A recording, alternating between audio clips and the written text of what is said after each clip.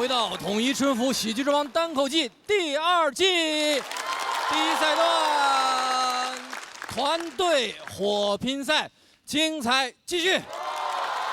吨吨吨，快乐正上头。感谢一口春服茶香倍儿足的统一春服无糖茶独家冠名播出。现场的观众，你们快乐吗？快乐你就 vivo Live， 感谢 Live Photo 神器 vivo S30系列联合赞助播出。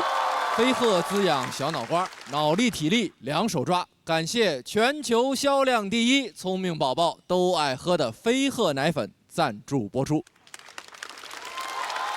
谢谢各位，我们上半场经历了4轮非常精彩的演出，能看到已经晋级的4位朋友现在就坐在我们的身边。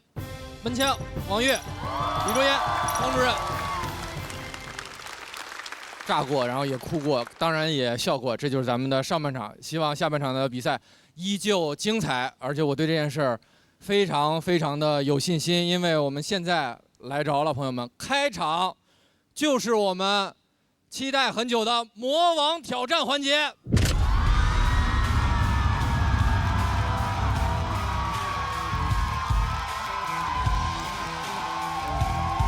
魔王！我知道今年的赛制之后，我今年挑战魔王其实比去年会有压力，因为它有个 bonus， 就是有一个额外的，你可以让队里多一个晋级名额。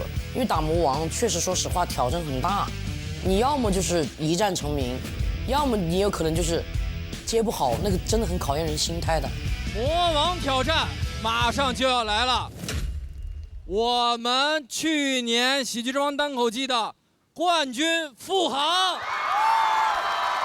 即将下场表演。去年他就是在这个时刻用 passion 击败了周奇墨，掌声有请付航。我们都生活在下水道里，但是仍有人仰望星空。恭喜付航成为2024喜剧之王单口季的年度总冠军。我说您说那不是激情，您说那是动物必须高级。那我宁愿当猴，谢谢。不管你出身、学历、家庭背景，只要你敢勇敢的做自己，就总有人会爱你。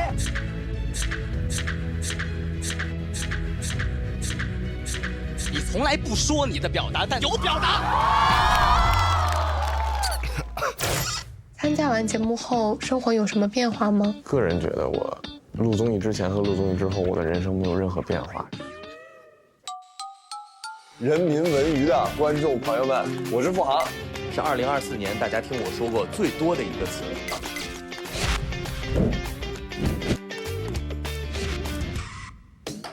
我就是一个民间艺人。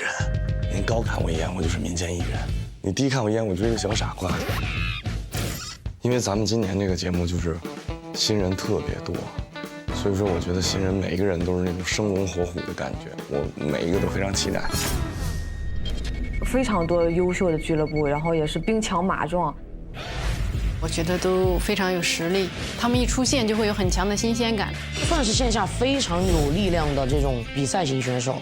一浪推一浪，哇，后浪把前浪拍死在沙滩上。第一季4个魔王上来全军覆没，非常期待新人们打魔王。我非常期待看到这种黑马打破老大王的这个戏码。付航，哎，该有人碰碰你了吧？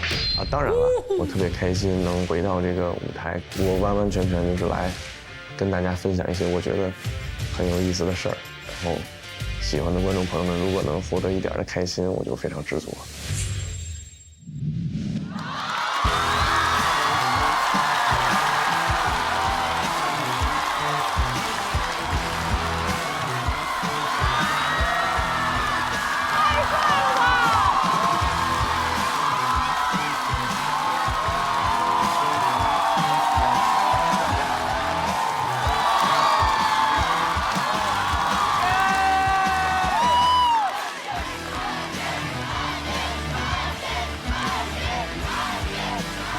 谢谢大家，感谢，的确非常有热情啊！真的，去年录完节目之后呢，别人看见我也不管我说什么猴啊什么之类的，他们看见我就会喊一句话，就喊。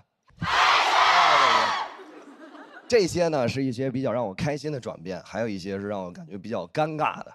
就比如我们这些演员会参加一些平常不会去的活动，类似于像什么扫楼啊之类的这种，他们给我们每一个人配5个保安。我第一次去都懵了，我一到那儿看5个保安就站那儿，我一进去我就说第一句话，我说我错了，我到那儿我一进去，我看着那保安大哥，我非常认真，我说啊，保安大哥，你一天挣多少钱呀？他看着我，彪，我说啊，他说保镖。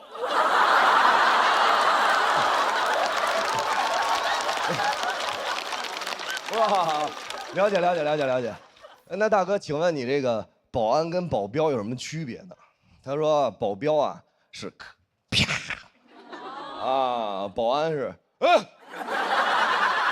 说好。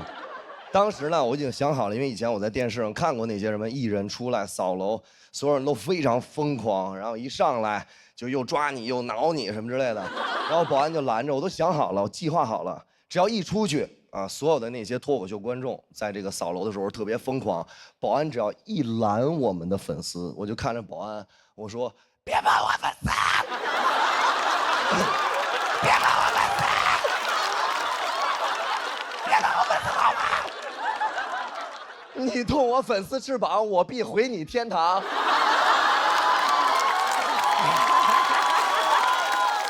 我都想好了，完了之后粉丝看着我说：“哎呀，付航好霸气啊！”第一个热搜，付航霸气护粉，我都已经完全想好了。然后保安呢，因为我一拉他一个踉跄，但是我一把我又拉住保安，我说我不光保护粉丝，我也保护你。第二个热搜，保安保护保镖。我计划的特别好，但是没想到。我一出去，所有的那些脱口秀观众就异常冷静。我小鹿门枪，我们几个刚一出去，我还走第一个，我看着那个观众，我说合影嘛，他说不方便。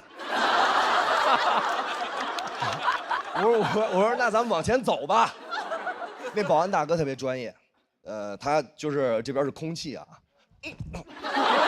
他拦了2下空气，他这样拦2下空气。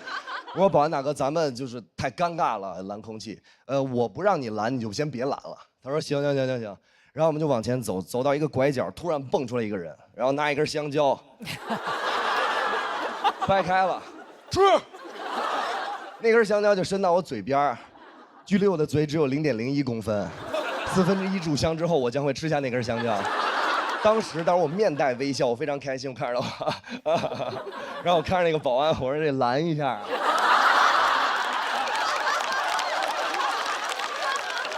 你拦一下啊！那保安知道了，付航不许吃香蕉啊！我说拦他。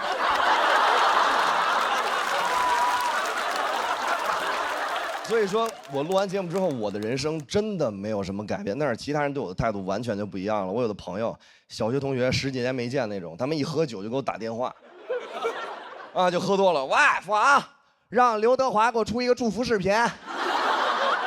我说我不认识刘德华，他就跟我说，哎，我在酒局上，我那个，哎，帮我圆一下。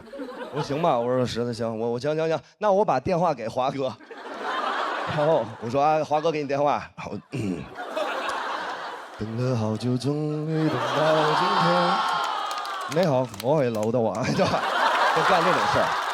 还有一些什么亲戚之类的，过节的时候会把孩子推到我面前，就是把一个小男孩就这么高，然后对。学呀！你不是喜欢吗？学呀！那小孩这样，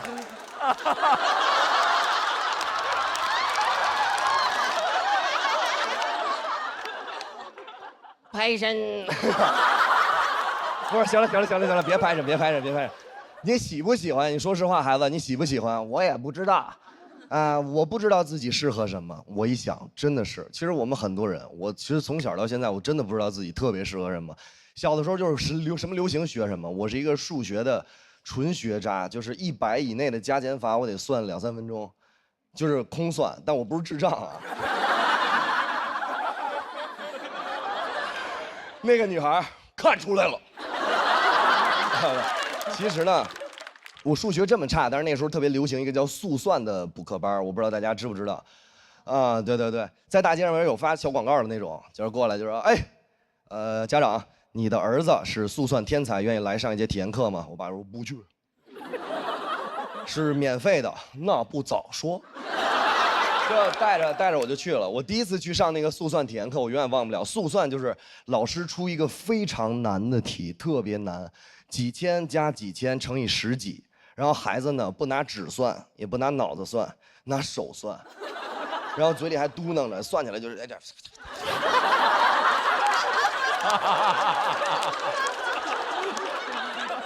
真的这样。我当时第一次被我爸带过去，我在门口看。一排小朋友就跟那儿，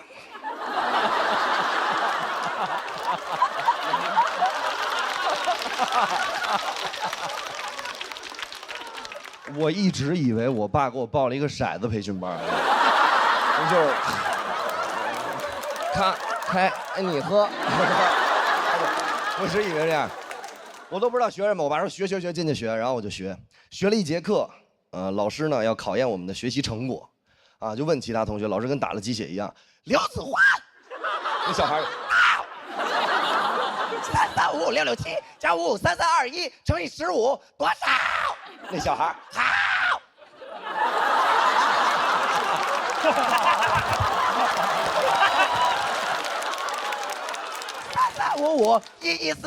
33551144553315，好宝贝儿，请坐。富豪，我说到。3355661加775337乘以15多少？我说好。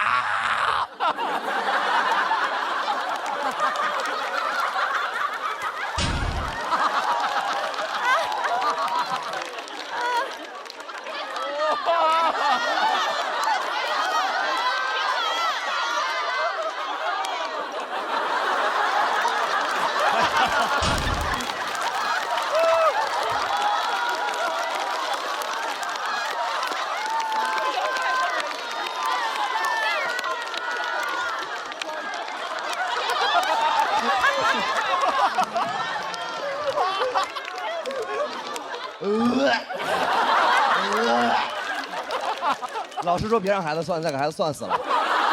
所有同学就过来拦我，我说别了，不算呢。当时同学走了，老师都走了，我还算。我一直算，因为我一直知道，我从小就知道，只要我没给出答案之前，没人能评判我的对错。后面还有一句话，就像我的人生一样。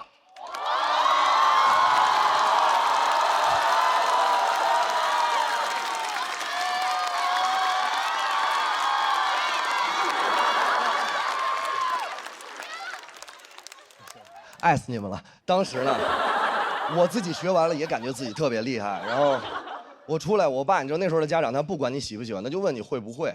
我爸跟门口抽烟，会了吗？我说这简单啊，我这有手就会这个。我说你摇你也会，这谁都会这。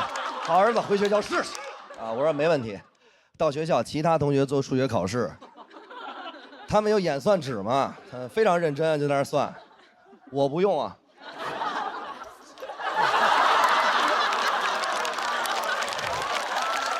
我就这么算。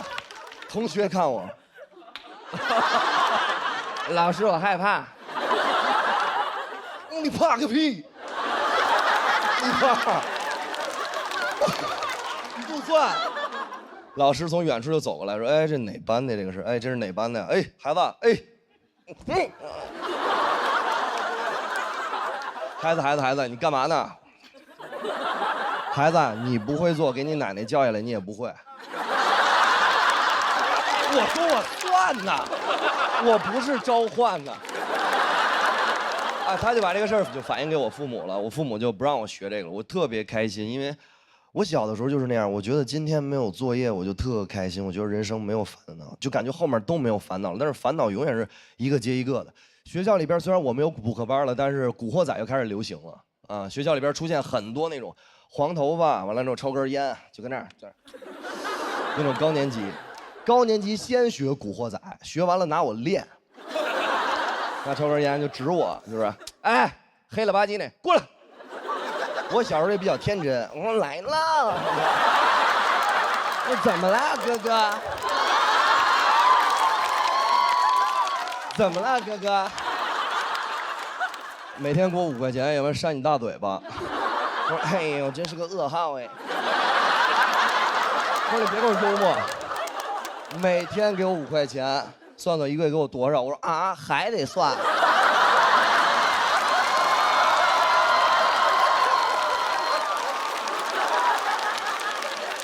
他说：“你是 dancer 吗？”我说不是。他说：“你这支舞是献给我的吗？”我说不是，我这支舞是献给所有的观众朋友们，还有包括这些参赛的朋友们，因为我自己内心里真的觉得什么天赋啊，什么魔王大王都是障眼法，我们要做的是打碎这一切。谢谢，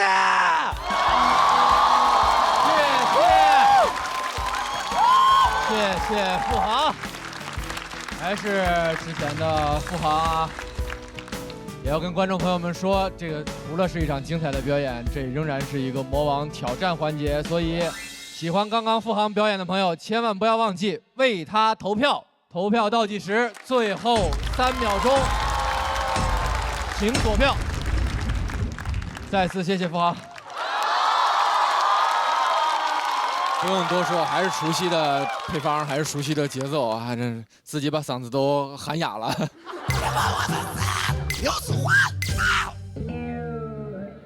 那个，咱们几位气氛组的组长看完付航的表演，什么感受？我们先算算，我们先琢磨。就您觉得这1年来说，这个包括参加完咱们节目，包括再回来，有什么感觉？屠龙少年。其实说实话，我真的觉得我的人生没什么变化，就还是演出完了之后，去回家待着，然后偶尔啊，对我有一些影视机会。当然就要感谢咱们的大鹏导演，完了之后那个在《长安的荔枝》里边邀请我演了一个角色，然后还有一些影视机会，然后我可能现在有的时候也在拍一些其他的戏，比如说是《浪浪人生》，还有一个电视剧，然后我也一直在拍。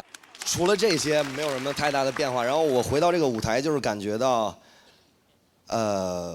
今年的所有的这些新的朋友们都太厉害了，真的，的确是，发自内心的。那刚问到大鹏导演了吗？除了在这工作上有合作，我听说您也之前去看了付航的剧场的演出，是吗？是，场面特别火爆。就我去的那一场，我是在很靠边的位置，因为也都没有那么多的票了。然后很多外地的朋友们来北京打卡，把付航当成一个景点一样，小宠物。事实上，邀请付航那会儿呢，咱们这个节目在去年还在进行中。当时就觉得他是一个特别有魅力的一个演员，然后就尝试吧，说能不能演一个角色，希望你首先给这个角色起一个名字吧，因为我们他要变成一个具体的人，他不能叫汉子，你起一个名字吧。付航，你起的名字是小白。我们一宿一宿的拍，有一天连续拍了3个通宵啊，那个没喊苦没喊累，是因为已经喊不出声了，对吧？不是，主要是不能让导演听见。没有，开玩笑。群演们一看到付航呢，他们整个人都已经就崩溃了，觉得特别喜悦，所以付航还是可以守得住他最踏实的这个本分。今天一出场还愿意这么演，我觉得真的太厉害了。没有，真没有。鹏哥非常看得起我们这些喜剧演员，包括有一些喜人的演员之类的，鹏哥都会给我们机会。然后他特别喜欢认识这种年轻人，但是其实我真没您想的这么好，我真就是一民间艺人，实话实说。对，不用鼓掌，咱们这不是开会是吧？我跟你说，真是一民间艺人，那大哥。轻松点，轻松点。双向奔赴了。天真姐去年对这个付航有一个评价，说在那个魔王挑战的时候，像持剑少年就这样冲着周奇墨这样冲过来了。今年也这个变成魔王了。我去年去那个付航的剧场看了他的线下，就觉得很开心，然后也真实的感受到他跟观众互动是一种什么样的状态，就是很可惜节目里呈现不了。可以呈现，来。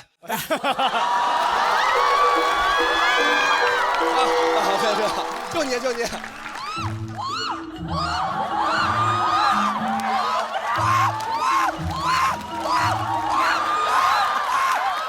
哇，行，已经喊完。这是会传染吗？这是。其实我非常认真跟大家说，就是我这个人吧，就是这种人来疯，艺术型人格。完了之后，你们待会儿要起两个哄，我能把衣服都脱了。好，这一个了，再来一个，脱。不是，加油，就真的啊，是这样。所有的人，这个世界上面所有的人，他真的总有一个人是非常非常在乎你的。所有人都在喊脱掉，有一位观众在那喊穿上。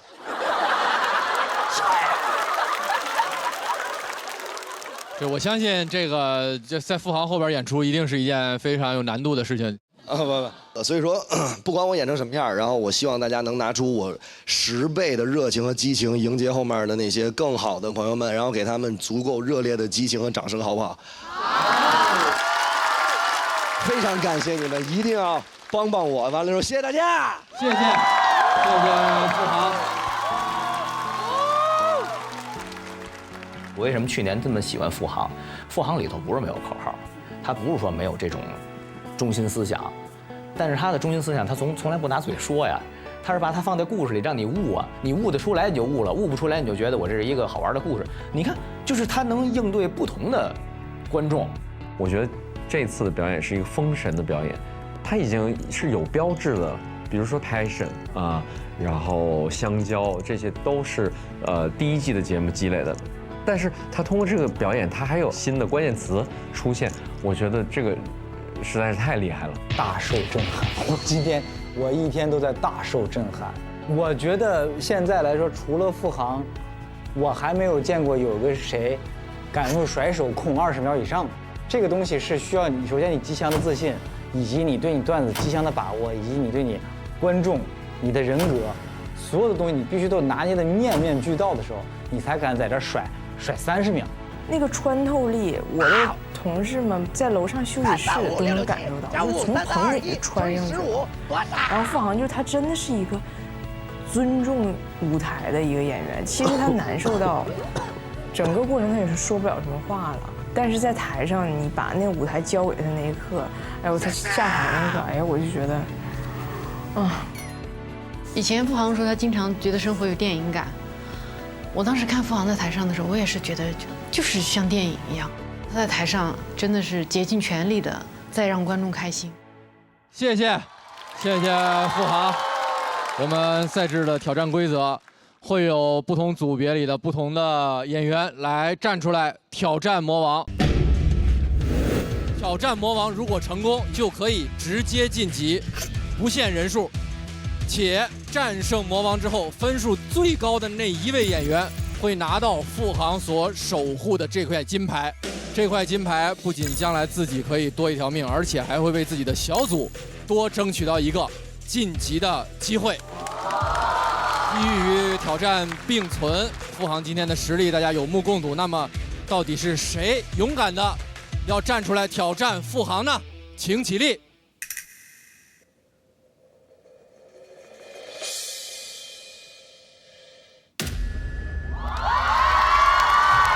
唐湘玉、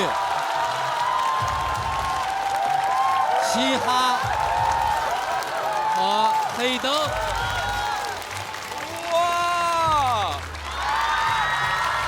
湘玉是去年我们的决赛10强选手，黑灯更是去年的季军，嘻哈也是今年来势汹汹的新人。而且各位能看得出来，我们演员分了6个小组，他们都是各自所在小组的组长，也就是他们是我们今年内投的前6名。这场表演注定非常精彩。第一个要出场的是谁呢？她是一个堂堂正正、一生要强的山东女人唐湘玉。还在桌上就有饭吃，我不光要3菜，我还要1汤。我以前无法想象这个事儿。我的主打秀现在是50多场大剧院，甚至能到2000人，而且场场爆满的。山东还有全国的朋友们，大家好，我是唐湘玉，先给大家拜年了。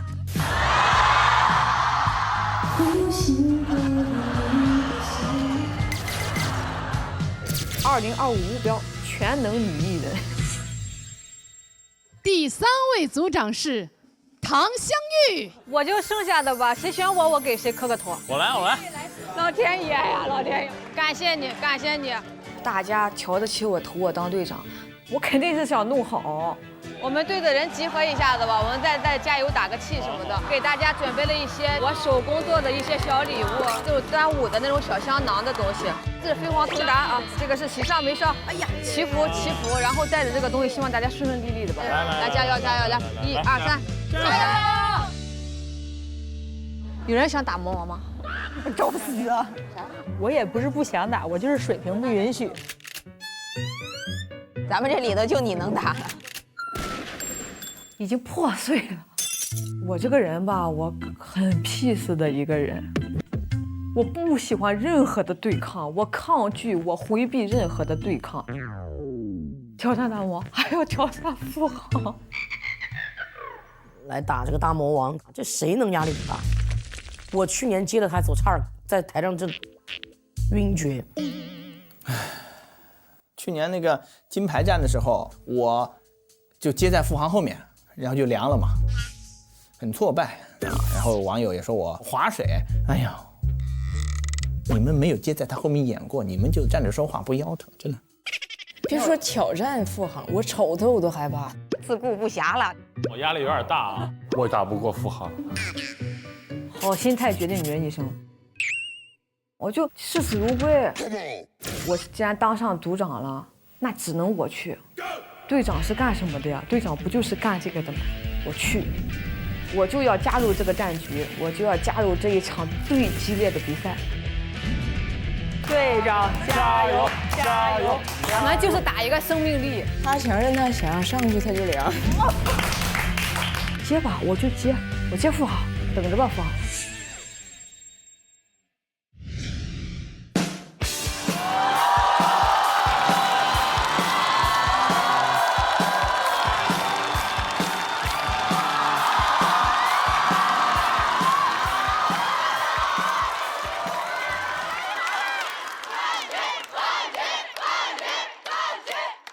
那你给我等着吧。好，大家好，我是唐湘玉。稍微有点缺氧了，太刺激了！今年确实是我没想到，我居然一上来就挑战大魔王。我本来还以为我会是大魔王。没事啊，能跟咱们珠心算神童打一场，我也算是走起来了嘛。确实啊，我今年有很多新的尝试。过年的时候，我还登上了山东春晚，你们的反应特别好。当时这个消息一出来，很多人都以为我是回去贴脸开大的，结果播出来都说我被招安了。平常吐槽这不好那不好，一回去谁不说俺家乡好？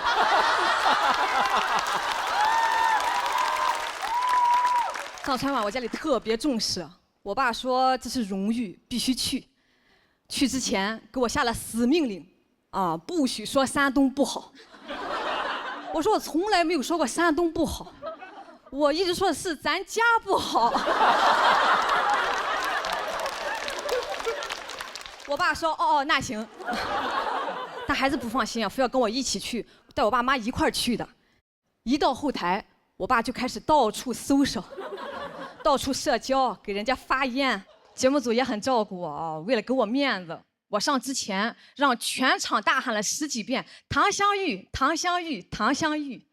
啊，不用，啊，就这么尴尬。一个搬道具的大叔从旁边走过去，说：“谁是唐香玉？他还不来呢。”我说：“刚刚是谁给你发的言呀？”他说：“啊，那个老头就是唐香玉啊。”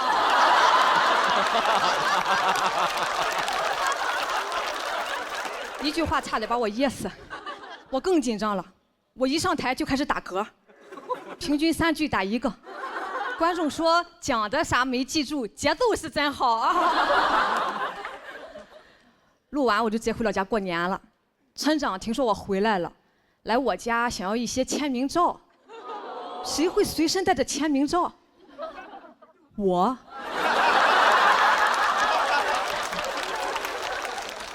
但我在路上就已经发完了。年底照相馆也不开，去打印店印了一些纸的。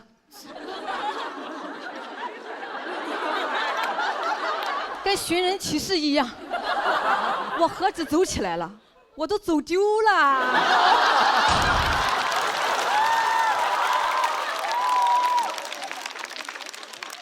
去年我在节目上讲了很多催婚的段子，还记得吧？啊，一度成为了我的舒适区。今年讲不了了，没有人催了。我的家人们对我异常尊重，尊重的像家人一样。尊重到毫无素材，我都得引导。我大娘问我啊20几了，我说31了。她说啊31了，我心想快说我快说我。她说31，好。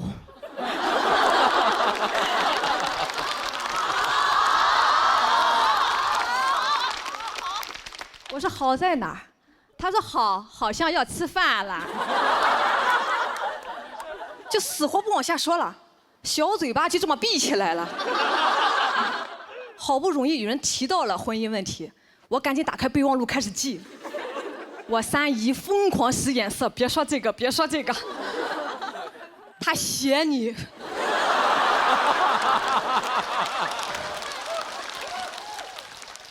就好像我打开的不是备忘录，是生死簿。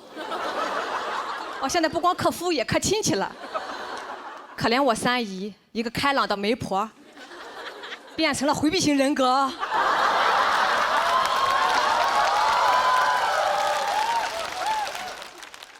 一上午一无所获，这可咋整？家庭事业我还平衡不了了，家庭平静了，事业瓶颈了。我悄悄问我爸，我说怎么今年大家说话都不难听了？我爸说，因为大家已经知道谁说话最难听了。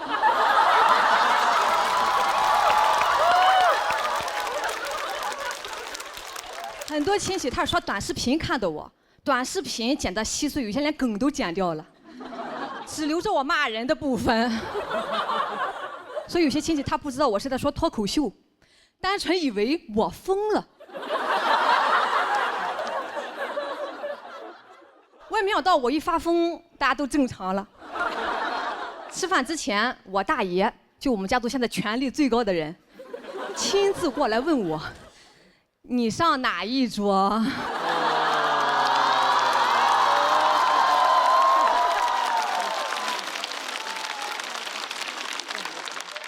当天有2桌嘛，男人1桌，女人小孩1桌啊。说你随便挑，菜都是一样的。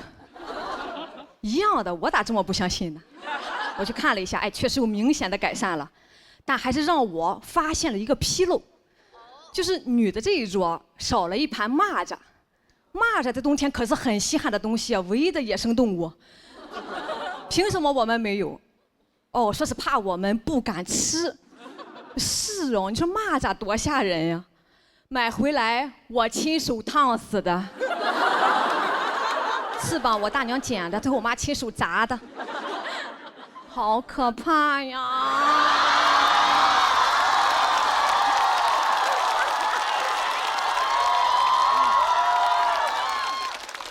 我们只敢做不敢吃啊！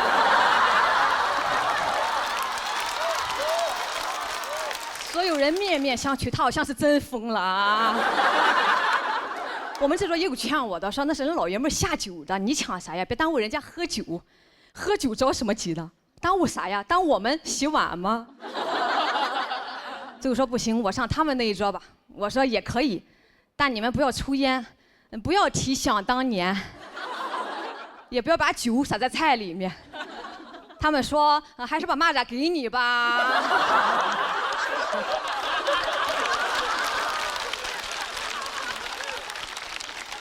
所以今年呢也没啥啊，没有什么翻天覆地的变化，就是吃上了蚂蚱。但我已经很满足了，别人有的我们也得有，蚂蚱再小也是肉。好，谢谢大家，谢谢。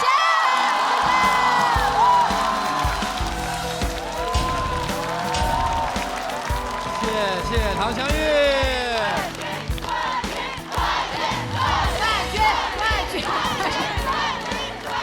喜欢唐湘玉今天的表演，请千万不要忘了为她投票。3、2、1，请锁票。谢谢，哎，咱们2位去年就一直在的气氛组组长大林跟天真，是不是也时不时会在社交媒体上刷到他的这个状态？是，经常看他走红毯。首先我特别开心啊，因为我感觉到我们的老选手真的还在变化，还在成长，所以这点非常开心。第二，我感受到你非常松弛，尤其从你的肢体语言上能完全感受到，你居然在撒娇哎。姐，但你知道吗？我在文本上写的是括号，向左划拳、握拳、半圈儿。舞蹈，真是舞蹈。比如说您这撒娇啊，包括付航刚才那个说那学长让他过来啊，我也可以啊。对，你看，我就发现，当咱们把语言和思想这东西玩到极致之后，你还想再丰富你的表演，一定要再加入这些个，这个形体啊，包括你像杨笠后来学唱歌，我觉得都是因为这个，就是我们要学各种各样的技能来丰富自己的表演。说明您现在已经不仅仅是一个脱口秀演员了，您现在在向更大的舞台迈进。因为我也有一些影视资源。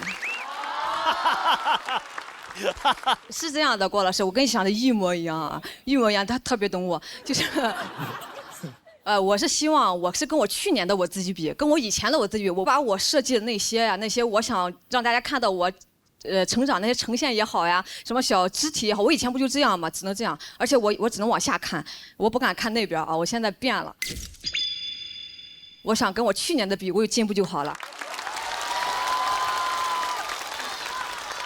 对，就今天比昨天好，那就是进步。别管进步多么微小，咱都是普通女孩，都慢慢来呗。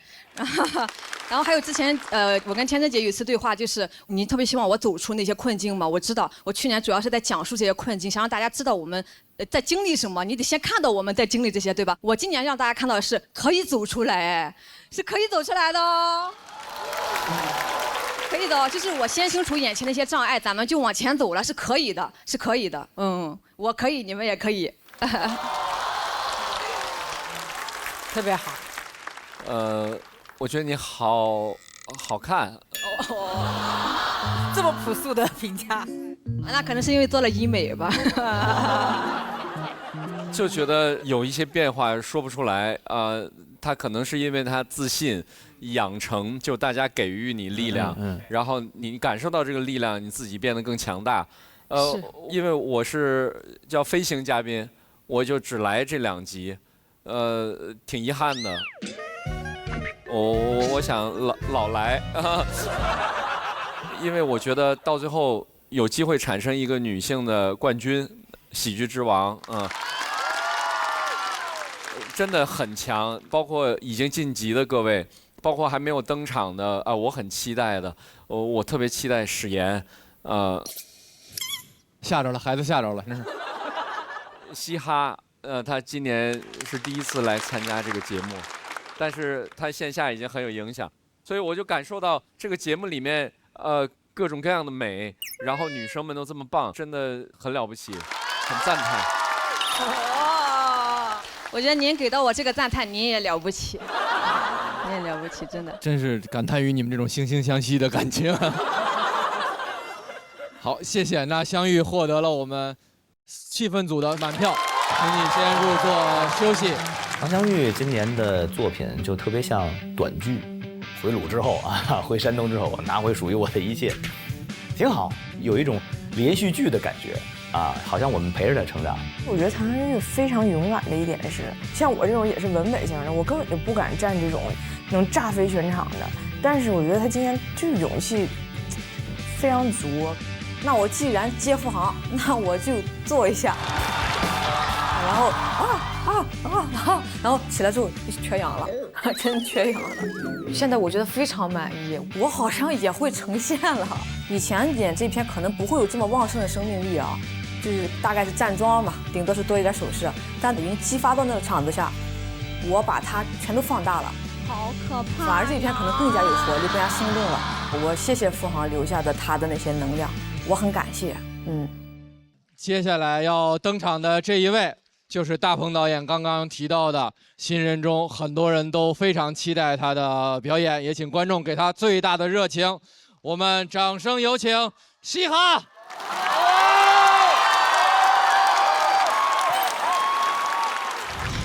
大家好，我是嘻哈，是一名线下单口演员加即兴演员加民航从业者。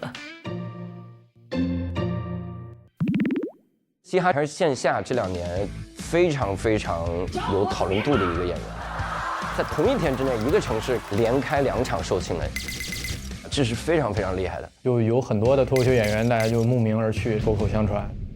第4位组长，嘻哈。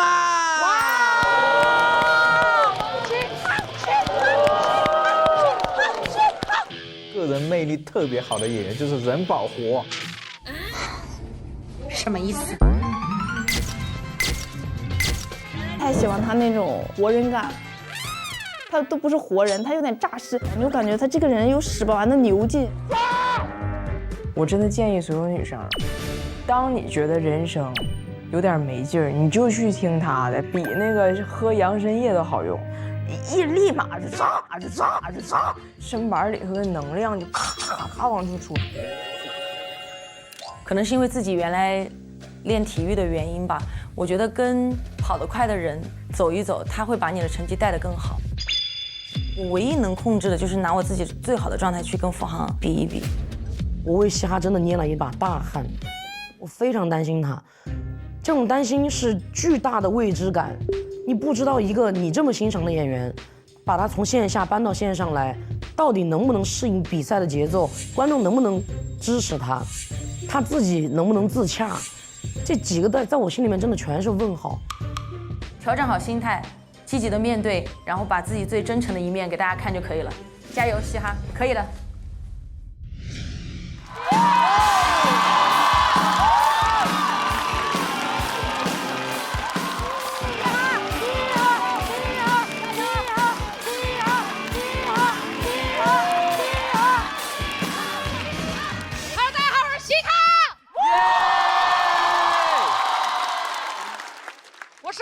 看得出来吧？好，这都不算什么。我刚开始讲单口的时候，我是那一组唯一一个女演员。那个时候主持人介绍我说，接下来上场的是位女演员。观众说啊，主持人说没对，垫了一句，她还是个空姐。观众啊，我一上场，观众啊，其中有个大哥噌的一下站起来，看过。这个婆娘一看就是春秋航空的。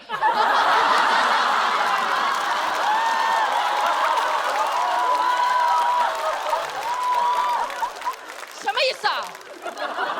别这样，每个航空公司的乘务员各有各的美，知道吧？这都算了，就是因为大家有这样的反应。前段时间我去看医生，因为腰不好嘛，我一进去那个医生的诊室，有2个老头躺在那个地方针灸。当时医生看完我那个片之后，觉得我非常的严重，他说干什么工作的这么年轻，腰伤那么严重。我不好意思说我是空姐，我怕2个老头站起来笑我，我忍了一下。他要给我开脾气，他说你快点干什么的？我说医生你，我高空作业。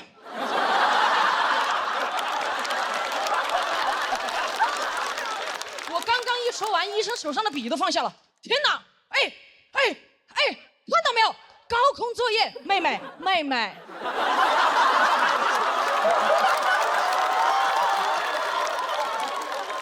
我说你说呀，他说现在像你这么年轻，开塔吊的还是少了哈。哎呀，确实我跟大家想象中的空姐不一样。我是体育生，原来是定向越野大赛冠军，国家2级运动员。怎么当上空姐的？完全是因为那段时间训练太累了，我不想跑了。我刚好碰到了空姐面试招聘，我就报名了。拿到面试通知单那一刻，特别开心，拿着单子去找我教练请假了。我说教练，我不跑了，我要当空姐了。我教练拿过了单子，天哪，空姐，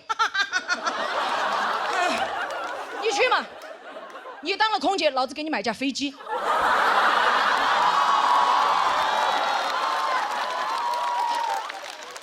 当天面试的时候，我分到的那一组堪称当天面试的死亡之组。什么意思？条件太好了，因为我们那天所有人都分成7个人一组，最多就是7选2，有些甚至一组全部淘汰掉。我一进去我们那一组，不要说7选2了，我进去我都选了4个了。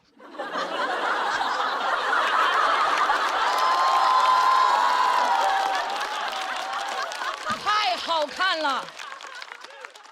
第一个女孩净身高174，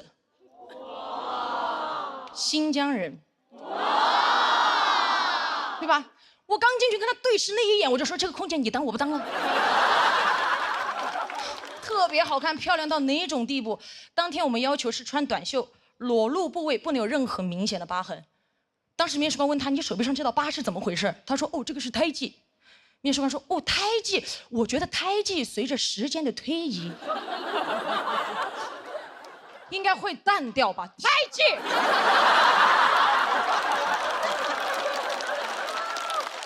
随着时间的推移淡掉，他在想什么？又不是爱情。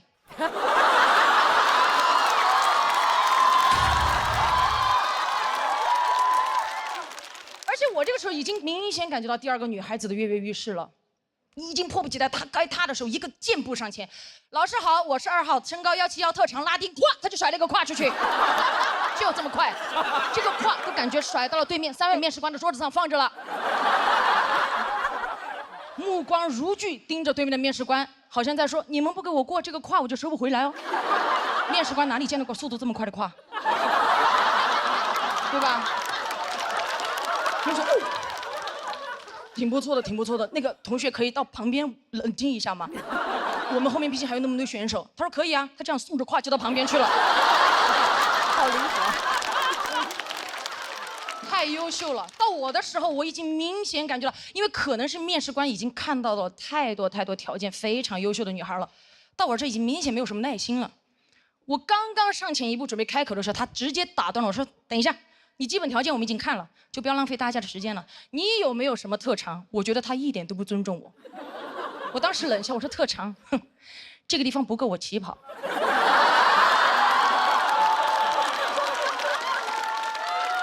如果老师想看的话，可以放我下去跑给大家看。3位老师是不是不知道怎么评判跑得快与不快是吧？没有关系，这样，3位你们现在从中随机挑选1位下去，我让他50米，我把他抓到，你们让我过，可以吗？当时其中有个面试官，你跑吗？我不跑了，累了，你先出去等一下吧。我说稳了。过了一会儿出来通知我过了，我说过了。我说问老师啊，我究竟是哪方面勾引了你们3位选择了我？老师说我们今天面试了1天了，确实没有看到过跑得快的空姐。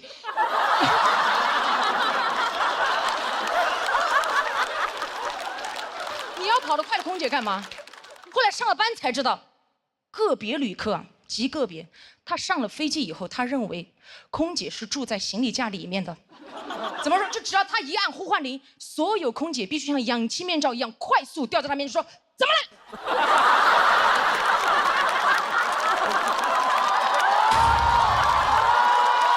对吧？有一次我还在工作间准备，突然呼唤铃就响了。你们也知道。练体育的听不了发令枪，我当时一下冲去在他面前，怎么了，旅客？好快！我开心极了。觉得自己的特长有了用武之地，转过头看了一眼我同事在门口胯只甩了一半。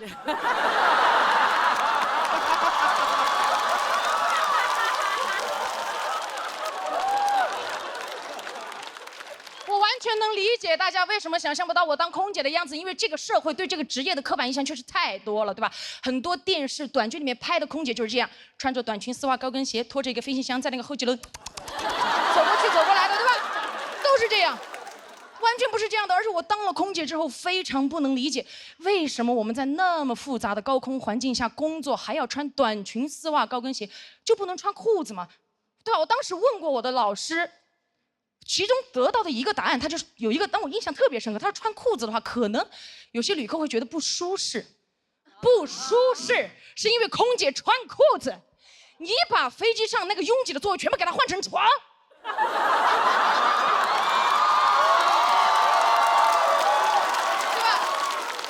空姐穿着盔甲站在他面前，他都会不会觉得不舒适？睡着了看不见，巴卡巴卡，就看不见。而且丝袜这个东西真的很不方便，真的，在这个职业里，我不知道它的作用在哪里。从舒适度和安全的角度来讲，都达不到，不保暖还吊裆，穿过的都知道，对吧？有些质量不好的非常恼火，哪怕这个世界上跑得最快的男人博尔特，这身装扮参加奥运会，对吧？各位，预备，砰！啪！撞线那一刻，博尔特100米成绩58秒69，没有破纪录，破了2双丝袜。而且，如果飞机遇到紧急情况着火了，真的需要撤离旅客的时候，我们撤离的最后一步，所有乘务员需要脱掉自己的丝袜，因为丝袜的材质在这种环境下非常容易起火。你不是知道它不安全吗？在这么紧急的情况下，还要花时间去脱丝袜，那为什么一开始还要穿？你哪怕给我穿一条厚一点的牛仔裤，起火的时候，我甚至可以把它一屁股坐灭。真的。对吧？遇到紧急情况，这个时候着火了，我说火在哪？我一屁股坐过去，我的同事拿着我灭火器来，火在哪里？我说火在当下。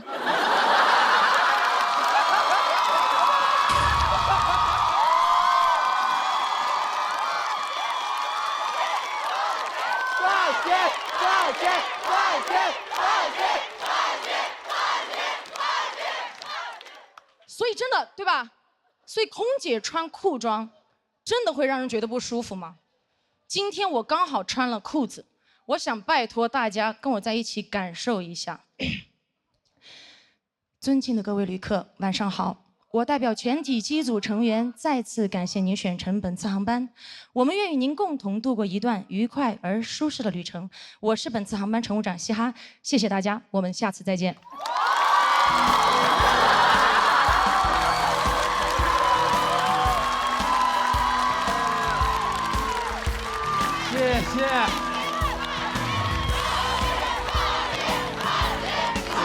谢谢嘻哈带给我们如此精彩的表演，请各位观众不要忘了，同时还要投票哦。最后3秒钟倒计时，3、2、1，请锁票。再次感谢嘻哈，谢谢大家。太旺盛的生命力了，我很少见到一个人跟付航 PK， 竟然呈现出了比付航还要强的能量值。没有。我真的想先问问付航，看到嘻哈的表演是什么感受？因为你应该很少看到自己的演出吧？因为其实王悦去年一直在说，是的，就是他的好朋友嘻哈，好朋友嘻哈，好朋友嘻哈。因为我跟王悦关系非常的好，所以说我就一直特别听说了，所以我今天来找你了。没有，很感激你去年对王悦的照顾，谢谢。没有，这个。我现在就只有4个字，就是嘻哈冲呀！谢谢。嘻哈，其实他的表现力什么，我觉得大家都完全都看到心里去了哈。我跟嘻哈认识其实比王悦还早，然后这人物关系现在好复杂。对。对，然后去年王悦来节目，认识了王悦之后，我才知道他俩是非常好的朋友。再到之后了解了他们更多的事情，我觉得嘻哈他就一直都是像一个女侠一样，她不仅在保护王悦，她在保护所有她视线范围内她能保护的人。之前她有一个事情上了热搜，就是她在飞机上，她保护了另一个空姐，是那个事情可能大部分要不，因为我是旅客的身份无所谓。是那天是我跟王悦从北京喜欢俱乐部演完出回来，然后我那个时候终于可以当旅客了。我们那个时候坐的另外一家航空公司，那个通道堵了，我们发现那个女孩被一个旅客在有意的刁难，她也不是特别坏，她说你把这个箱子给我放上去。当天那个飞机的行李架非常高，那女孩举起来会非常困难。她说你能不能帮我搭一把手？其实那男的也不说不搭，但他说了一句风凉话，他说你这个都举不上去，你们不是干这个的吗？我当时特别生气。但是我是个旅客，我就太气了，你知道吧？我知道穿着制服你没办法，你的灵魂被束缚了。我这个时候没有灵魂了，我就一把拉过那个箱子给我说你拿来，然后我就给他放上去了。之后我就对着那个男的，其实我有点不礼貌，但是也非常生气。我说你是个软蛋，你就多吃点饭。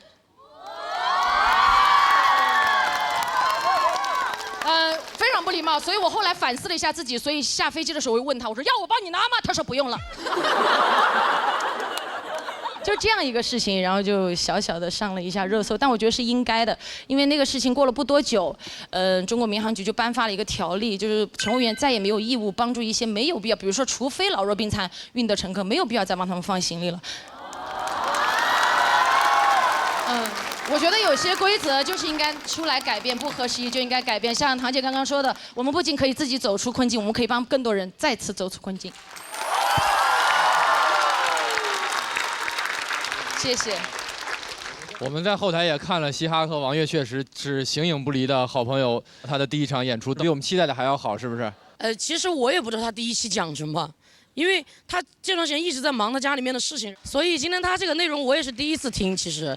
然后我刚才一直在旁边有点捏把汗嘛，但是他上台第一句话我就觉得太稳，真的，你就应该被更多的人看见，真的。谢谢王悦，谢谢嘻哈。嘻哈虽然是第一年出现在节目的舞台之上，但嘻哈的线下专场、剧场专场，我相信很多朋友都看过。茁壮就像他表现出来的生命力一样，他的专场叫茁壮。9.5分是掉了1分吗？正常。掉了0.1分，仍然是全行业评分最高的专场。谢谢。我是第一次见到嘻哈，非常惊艳。谢谢。就是你表现出来的巨大的爆发力和能量，就你可以完全你一上场，你一开口就带动所有的氛围。然后去年我觉得，付航比较像一个执剑少年，我今年觉得你就是有这种女侠风范。我能感受到你对生命的热爱和对女性的支持。我希望今天你这段演出播出去之后，不管在任何工作岗位上，对女性来说，穿裙子应该是一种选择，而不是一种必须。是，我特别希望能站到台上来，用这样的身份说一件事情。为什么我会比较固执的希望大家能够，哪怕这个行业让我们自由选择都可以，不要强势？是因为2-3年前，我的好朋友，他是一个非常优秀的乘务长，他的飞机在飞到国外一个地方的时候，发动机着火，然后飞机非常紧急的落地之后，他在90秒之内成功的撤离了飞机上所有的旅客，没有任何一个人受伤，除了他。因为他当时是脱掉丝袜之后从滑梯上摔下来，然后因为没有丝袜的保护，他直接一个人膝盖腿全部烂完。当他4天之后从国外回来，我接到他的时候，他2个腿全是伤疤。我那个时候就在想，如果那个时候他有一条裤子，他就不会这个样子站在这个地方。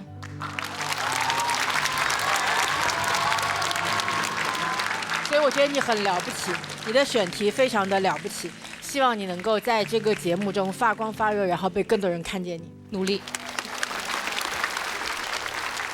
这个您这效果毋庸置疑，我都没什么可说的。我就详细说为什么我到最后才拍灯，因为头里有好几下想拍的时候啊，总赶上别的老师也在拍。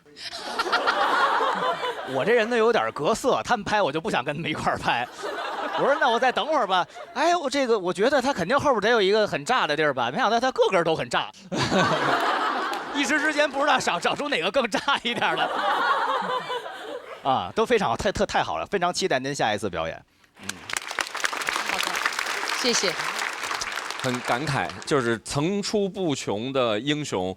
其实我们现在才比了这么多，还有那么多没比，但是已经不停的让我们产生惊喜。到达这儿的时候，已经来到一个小的高峰，非常了不起。我想请问，就是你受谁影响比较多，然后开始做这个事儿？就是因为跟这帮朋友们王悦安我们一块聊的时候，他就说，你跟我们讲那么多好笑的故事，你把我们逗开心，完全可以去讲脱口秀啊。我那个时候不知道，后来是有一次我老板就说你上去讲吧，我说我没有人教过我怎么讲脱口秀，他说教的都不行。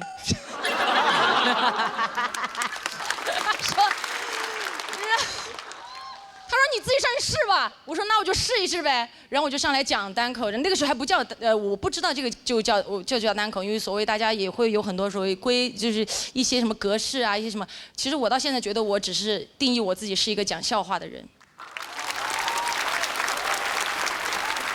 我作为一个脱口秀演员，我虽然跟嘻哈也是这次第一次见面，但是我特别喜欢你这个观点，总有人要告诉我们定义什么是脱口秀，什么是单口喜剧，但这世界上其实没有脱口秀，这世界上只有脱口秀演员，我们站在台上说什么，我们说的就是脱口秀。对，谢谢。因为我觉得单口演员应该多元化，就像电影一样，也会有很多喜剧片、恐怖片、惊悚片或者是纪录片，我们也应该有很多表达的方式，不一定拘泥于一种而已。谢谢。谢谢嘻哈，也谢谢所有演员为我们带来这些精彩纷呈的演出。嘻哈拿到了气氛组的满票，那请嘻哈暂时回到演员区休息。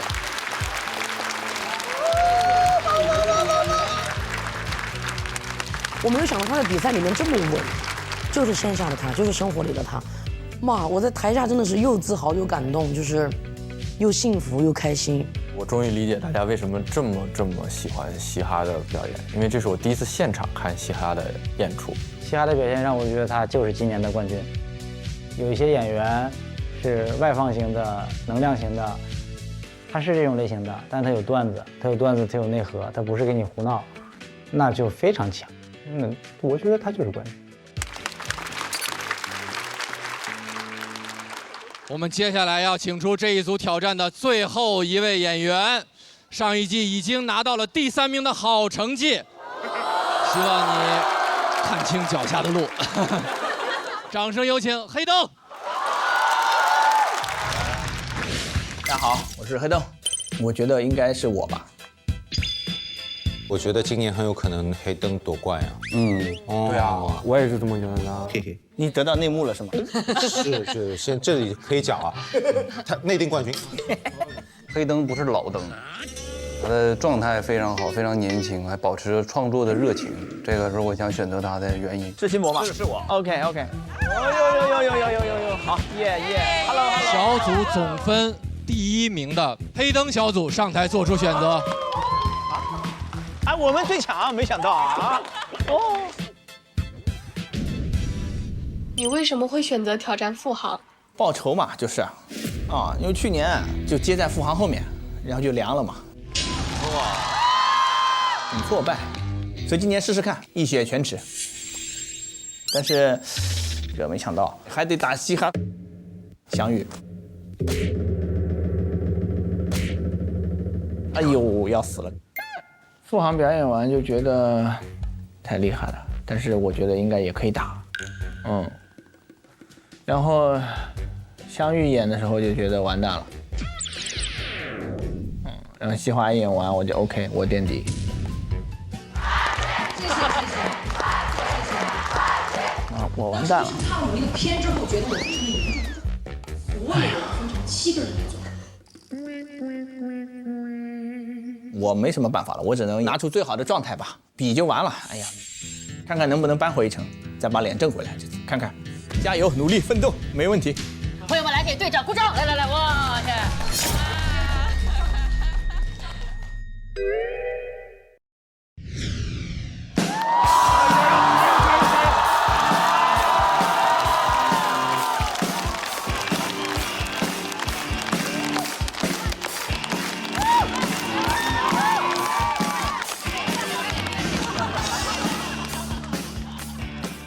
嗨，大家好，我是黑灯。我有点上当了。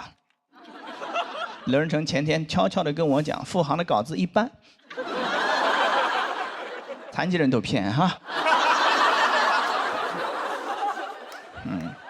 最近啊也在巡演，全国各地到处走，一个人就可以，带个箱子，装衣服是其次，主要是探路，能理解吗？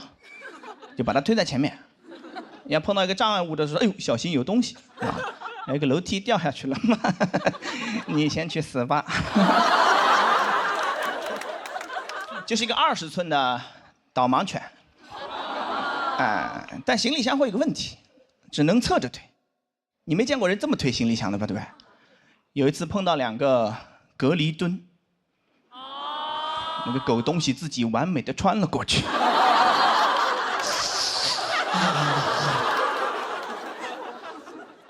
疼痛让人思考。我从那天开始想，有什么东西能替代行李箱，能推在正面的东西有吗？婴儿车。但婴儿车也会有个问题，你要推个空车的话，会不会显得有点变态呢？对吧？我说要不买个洋娃娃，不行，更变态。还是买了一个啊，刚需是吧？你得用啊，对吧？推了1天就打消了我全部的顾虑，根本没人会多看我一眼，觉得有病啊什么的，不会的，人家觉得很正常，这有啥的？一个丢了孩子的父亲。所以后来去陌生的地方就会推着婴儿车探路。去年夏天想到了这个天才创意，当时还接了个活儿，一个公益机构叫金盲杖，让我去给他们学生上课。他们是教那个视障学生怎么用那个盲杖独立出行。老师还问我愿意来吗？我们公益机构只能给你800块钱课时费。我说愿意 ，OK， 你不给钱我都会去的。这个活儿太好了，这是每一个打工人的梦中情活了。你们可能不知道，给盲人上课他不用做 PPT。想到这儿的时候，我都动了邪念了。我说黑灯大胆一点，是不是其实人都不用去？给他们放录音不就完了吗？录音第1句就说那个我最讨厌插嘴的学生。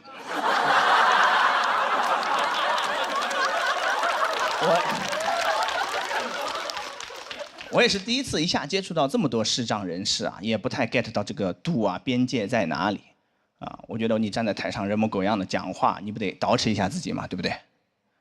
不对，我到现场才反应过来，不对。捯饬啥呀？没人看你呀！早上还琢磨着穿什么衣服合适，不穿都合适。那个老师约好了，说到校门口来接我。华东师范大学，一到校门口是吧？没人，我们残疾人也骗是吧？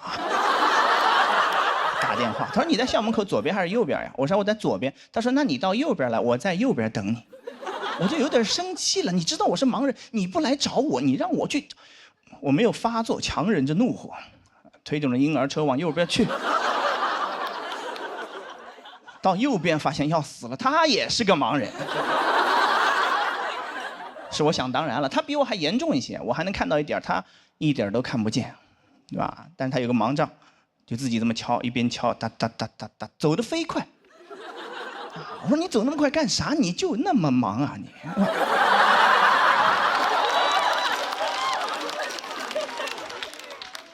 他真的，他有可能是全中国走路最快的盲人了。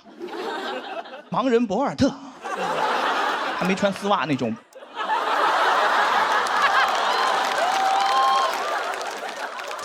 但是，怎么说呢？华师大上课嘛，老师怕他出事儿什么的，还专门给他配了个小助理在旁边照顾一下。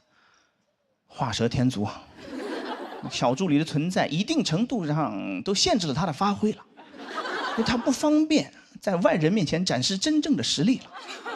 如果没有他，就我俩一碰面，他说：“哎，黑灯老师，我也不装了，咱们盲人就不说暗话了啊。其实老子会飞。”江南七怪，我不知道你听说过没有？飞天蝙蝠柯镇恶，正是在下。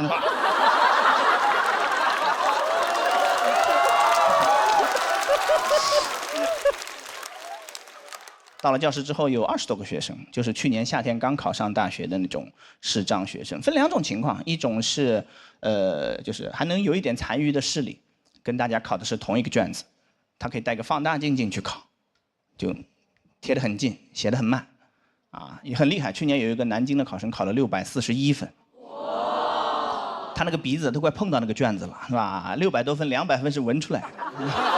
啊，学数学、学法学，什么专业都有。另外一种呢，基本上就是上的盲校，没什么视力了。这个相对来说选择就很有限了。就2种，第一种是按摩推拿，没想到吧？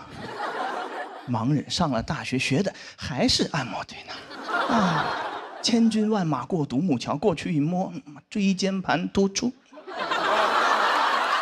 你说你要按摩推拿，你上大学干啥？你初中毕业你就去推呀，你推7年了，推成大拿了都已经。还有另外一种就是那2个学生印象也很深刻，学校很好，中央音乐学院，啊，音乐表演专业啊 ，Excel 表格很窄，音乐表都没写完整。我好奇是什么表，一拉开二胡。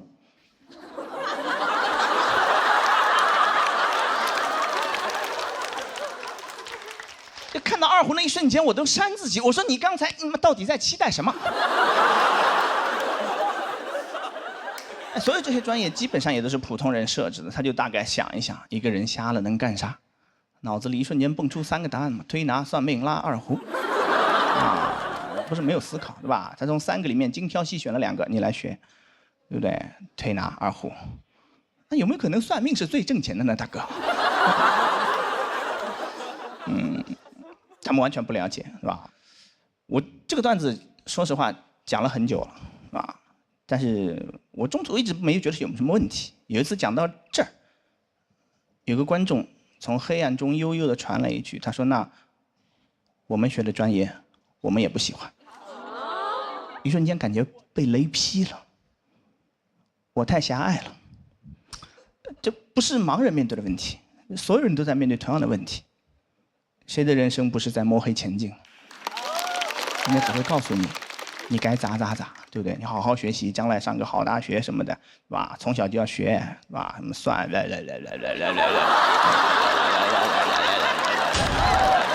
看见了，他看见了，不会在乎你愿不愿意，你想不想？你只有自己亲自去迈出这一步之后，你才会知道走错了。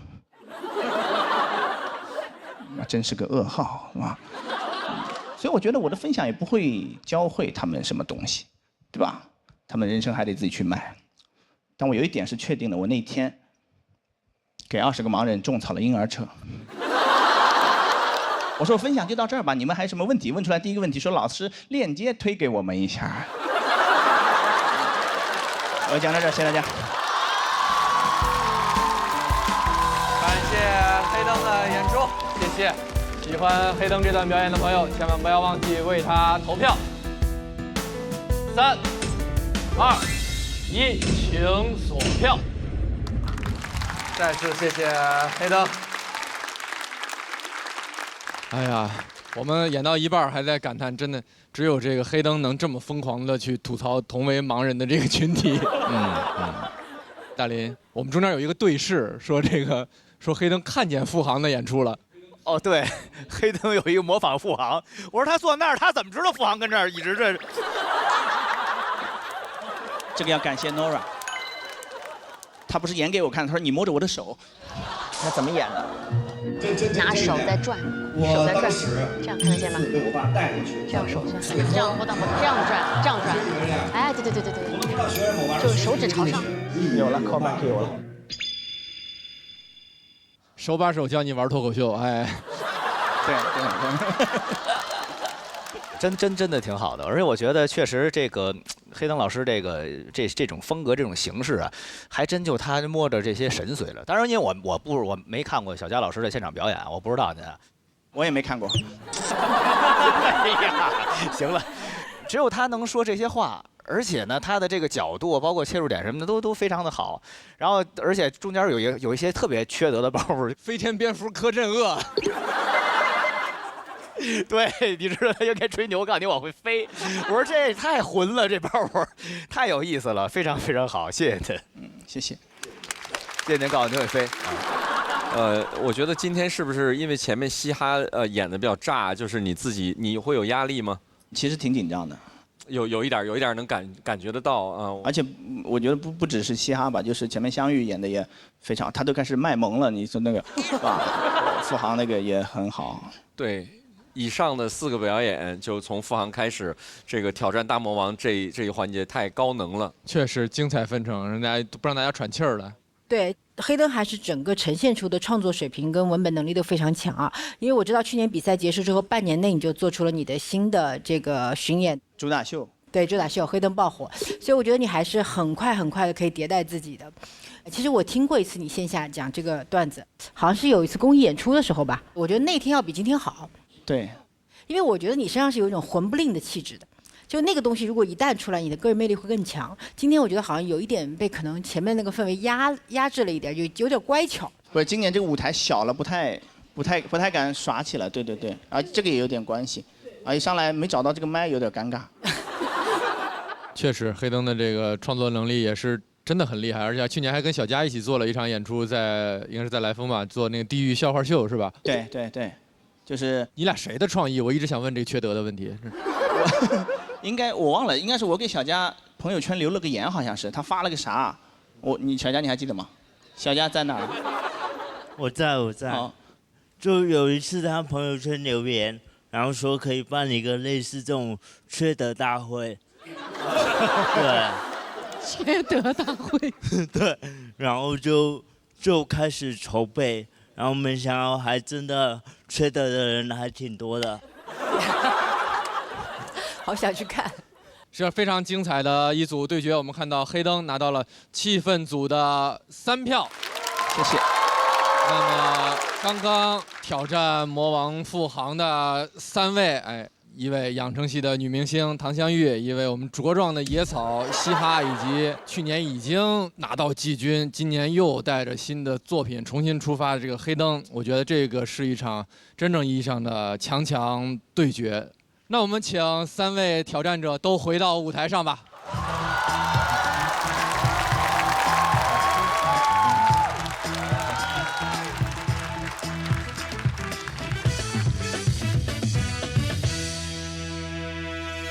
有没有人想做个预测？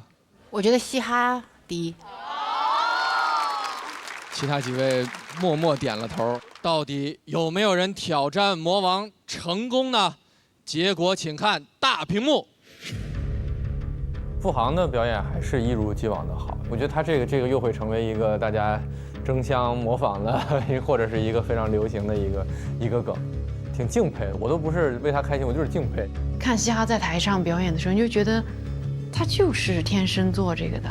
他的个人魅力，他的人生经历，他的喜剧天赋，一切东西都在以那种感觉是核聚变一样的爆发。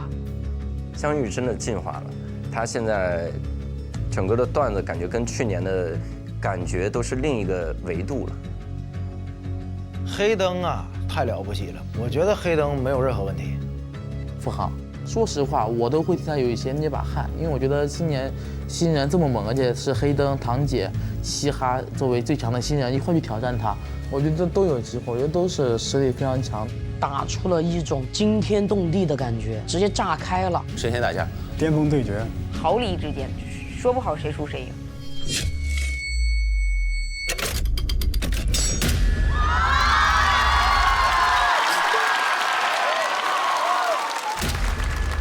恭喜嘻哈201票，挑战成功。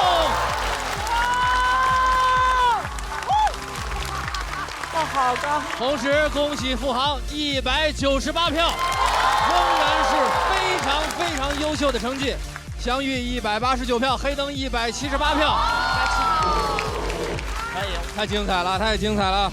下半场的观众是不是不知道，我们的满票就是203票。现场200位观众以及气氛组的组长一共只有203票。恭喜嘻哈拿到这次挑战的成功，也恭喜你是所有出场演员中目前票数最高的一位。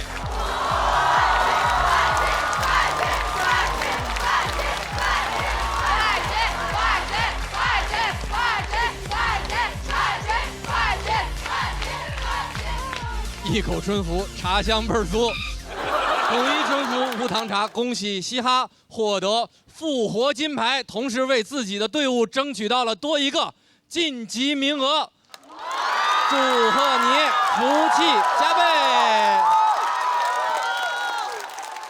演完了，有一件事可以跟大家说了，付航一直不让我跟大家说，付航这几天一直都在发烧，刚刚从剧组连夜过来的，这个喊都喊不上去了，这个事儿还是跟大家很不容易，很不容易。我们掌声给所有的演员，很不容易，很不容易，真的。我知道他的表演有多么消耗体力，真是。那香玉和黑灯因为分数暂时没有我们的魔王高，虽然是非常非常优秀的成绩，那根据规则，两位要暂时进到待定区。离场之前有什么要跟各位朋友说的吗？哎，太好了，我刚刚有些话忘了说了，正好有这个淘汰的机会。没淘汰，很高了，很高了，比我去年好太多了。去年比完就哭了啊！首先谢谢我的队友们，你们选择了我，我尽力了。谢谢堂姐，谢谢堂姐。接下来我们加油啊！南瓜靠你了啊，靠你了。然后我要谢谢今天这个场上所有给我支持跟认同的观众们，你们滋养了我，谢谢你们。我现在能这么的舒服，能这么的打开自己，全是靠观众爱的滋养，是脱口秀的滋养，真的。我现在也演我主打秀，也是大剧院了嘛，一进大剧院，哇，山呼海啸啊！那么多人喜欢我，我什么都好了。然后然后我还要谢谢付航，他帮我托付那几句，有了那几句话，我安心了很多。我上来我还可以尽情的模仿了他。还有就是那个位置有一位女魔王坐着，去年是我的丽姐，从这个节目开始把脱口秀分享给所有人。今年是我的陆姐，只要有一女生坐在那儿，我心就安。然后没关系，后边再好好准备段子，肯定不会淘汰嘛。你淘汰了我，后边还有好几篇呢，你怎么办？来，给你吧。感谢我那个队员嘛，选择我，然后，我跟那个甜甜说，那个很快我拿完金牌你就能回来了。买标准。哦 ，OK。你不会被淘汰的。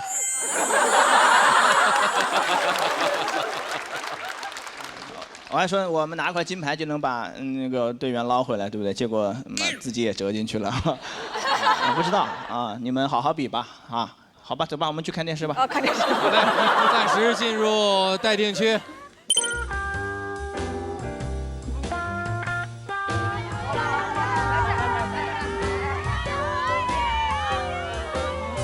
我特别想留在现场看他们怎么接，你知道吧？我反正接不了，我已经试过2回了。但我接付航了耶。我死心了。厉害吧？你接住了。厉害吧？我接付航喽。很好，我谢谢付航，他让我更加的放松了，肢体动作变大了，音量也变高了什么的，敢停顿的时间也变长了。我觉得其实是在一个极端困难的情况下，反而激发出了这篇稿子一些新的生命力。所以说，我觉得是挺好的，它不是挑战，反而是相互成就吧。绝望。就是哎呦，不太满意吧，因为已经有过一次这样的感受了，那期就破碎了。然后这次，我其实比较害怕这个，但是说再挑战一次，结果上场之前又有点崩了，我完蛋了，有点失望。我再试一次吧，下次如果还有这样的机会的话，再试一次。再不行就算了。我们再次恭喜嘻哈挑战魔王成功，请付航把复活金牌交给嘻哈。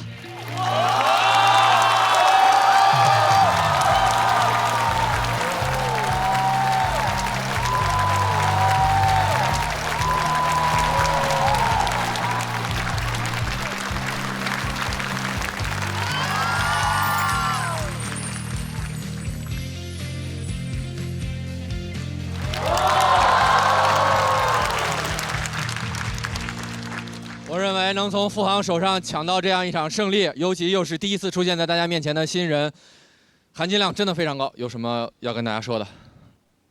谢谢，我是完全没有想到的，因为我很想站上这个舞台，所以这一年我也一直在为这一刻准备。然后，其实这一刻我觉得我已经已经很知足了，因为我觉得我能跟王悦一起站在同一个舞台上，然后跟大家面对面呈现出一个很好的演出，我觉得我就已经很知足了。我会更努力的，不会辜负大家。然后我是希望，不管麦克风在谁手里，大家都努力的多讲一些吧。然后我也很感谢这个节目组能够给我这样的机会，帮助一些职业去脱离一些刻板印象。因为我是觉得这个只是一个社会现象，它不是存在在一种职业里的，它是存在在这个社会里的。而我觉得每个人的社会分工不同，我们不要去攻击职业，不要去攻击个体。如果你真的觉得这个社会不好，那你就自己强大起来，让这个社会变得更好。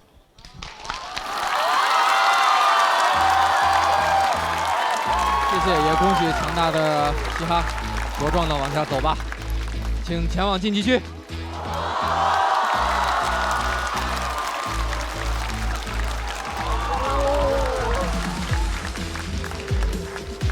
我对于我的比赛结果来讲，和对于我们的比赛状态来讲，都很满意。而且我觉得付航很厉害。你看，这就是我说的，一个能力非常强的对手，他可以带着你再往前多跑一点。嘻哈特别的厉害，然后他是浑然一体的表演，他非常的自信，他是那么的独一无二，然后在舞台上那么的自由，就是为舞台而生的感觉。非常有能量，个人魅力极强，直冲倚天灵盖感觉的这种表达，我很期待嘻哈后面的表现。还是梗好，我就觉得嘻哈的梗真的很好，我们就想要最好笑的冠军。我觉得嘻哈就很好笑，它的张力特别强，就是能够弹出去又能弹回来，我觉得这个是真本事。非常高兴能够在旁边看着他在绽放。嘻哈，帮我拿个毯子嘛！哇，你好快啊！正常操作。那我突然有点想吃点关东煮了。你职业病犯了，主要听不了发令枪。那我现在想喝那种茶香倍儿足，还没有负担，主要是还赏心悦目的饮料，你有吗？简单。这是本次航班为您特意准备新上市的统一春福焙茶，采用3重焙火工艺，倍香醇厚，还是无糖的哦。欢迎享用。哇，好茶！西方被惨了，空姐好会飞啊！非常非常精彩的对决，我们精彩继续，一场又一场的挑战。接下来的这位演员，各位应该也非常熟悉，一位名门之后。什么门？铝合金门！热烈的掌声有请刘仁成。大家好，我是刘仁成，老朋友了。胖子门窗永远为你上门安装。我是 INFP 小蝴蝶，像蝴蝶一样美好易碎。又要比了，状态没有很好，我拿太高了，就很焦虑。因为今天节目有点早，导致我整个就是没时间写稿。刘仁成在比赛前夕发的朋友圈都显示出一种非常不稳定的人格。现在我跟你说，他是最卷的人，他天天开放麦炸的不行，这观众嗷嗷叫他，然后晚上发朋友圈说我好焦虑啊，怎么办呢？这篇还是不行啊，我想抽醒他。我梗被破了，我在改，我现在在改，我又得现场改稿。我在改稿，刚写的。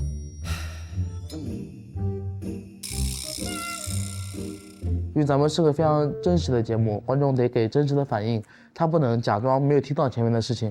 他听到付航去拍电影了，他也听到大鹏导演说他饰演的是一个动人，而我当他上来说演一个野人，等于就完全破掉了。当时是真的有点崩溃，有点崩溃。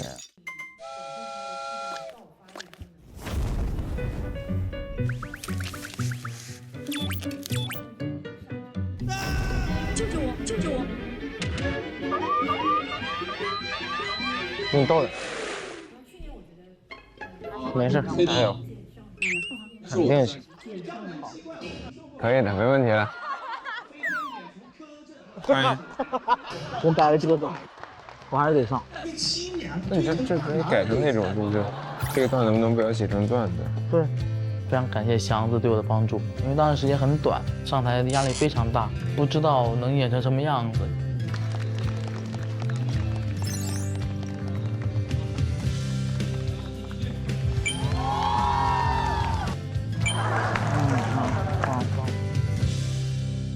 名门之后，可以。热烈的掌声有请刘仁成。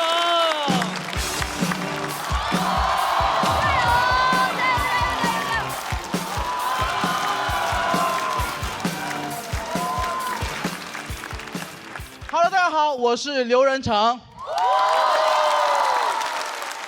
很开心啊，确实新的一期节目，时间过得真快。去年节目也是收获了很多，前段时间我还去拍电影了，其实就是跟付航一块去拍鹏哥的《长安的荔枝》。当然我知道我在节目上一上来就讲这些不太好，对吧？大家毕竟不喜欢看我们这种电影演员录综艺。开玩笑，开玩笑，其实当时很受宠若惊了，提前在家准备练台词、练普通话什么的，说一定要演好。结果告诉我演一个动人。刚刚彭导提到过动人，其实大家可能不知道是哪个字，我告诉你们是哪个字，是一个单人旁一个同。所以当我跟付航收到剧本的时候，我们没人认识这个字儿。我还问付航呢，咱们第一次拍电影就演同人？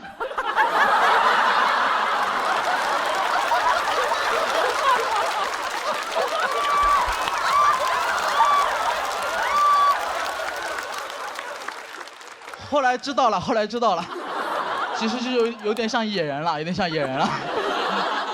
我还挺不服气的，我说我这个人平时给人的气质，不说文质彬彬吧，也算是温文尔雅，怎么就干成野人了呢？我去网上搜野人有什么特点，告诉我3个特点：皮肤黝黑，体型巨大，缺乏语言能力。冲我来的，好，我服了。我不仅服，我还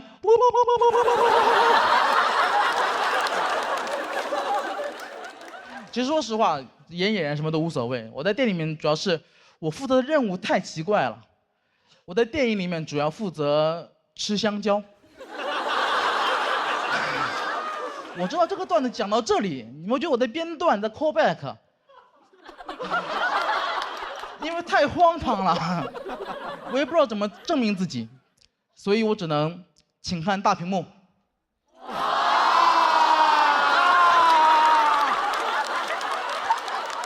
所有语言在这面前都显得很苍白，你们知道吗？但我更不能接受的是，付航不用吃，凭什么？我记得我去拍电影之前，我有做好心理准备，就是我可能需要吃很多苦，但我没想到需要吃那么多的香蕉。我有一天拍摄，我吃了30多根香蕉，6斤多的香蕉，什么概念？没吃饱。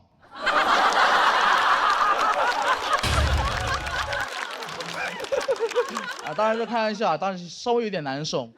所以那天拍摄结束，彭导也很不好意思，就找到我跟我道歉，跟我说：“阿成，真是辛苦你了。我让你吃香蕉这个事儿啊，能不能不要写成段子？”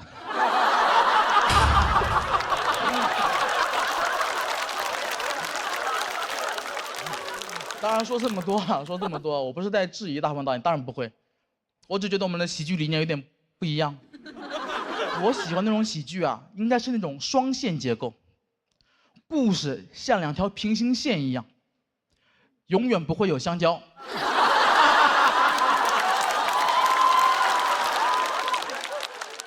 哎呀，真的很痛苦。但其实说这么多，大家感觉我是很生气，其实完全没有。那是我去年很开心的一段经历，因为那段时间找我的时候，其实我当时状态不是很好，当时我刚比完赛拿了第4名。大家如果有质疑也很正常，我自己也很不安，毕竟人家教主才第5名。我看过很多那种爱豆成团的节目，我知道里面的门道。我这种情况属于占了别人的出道位。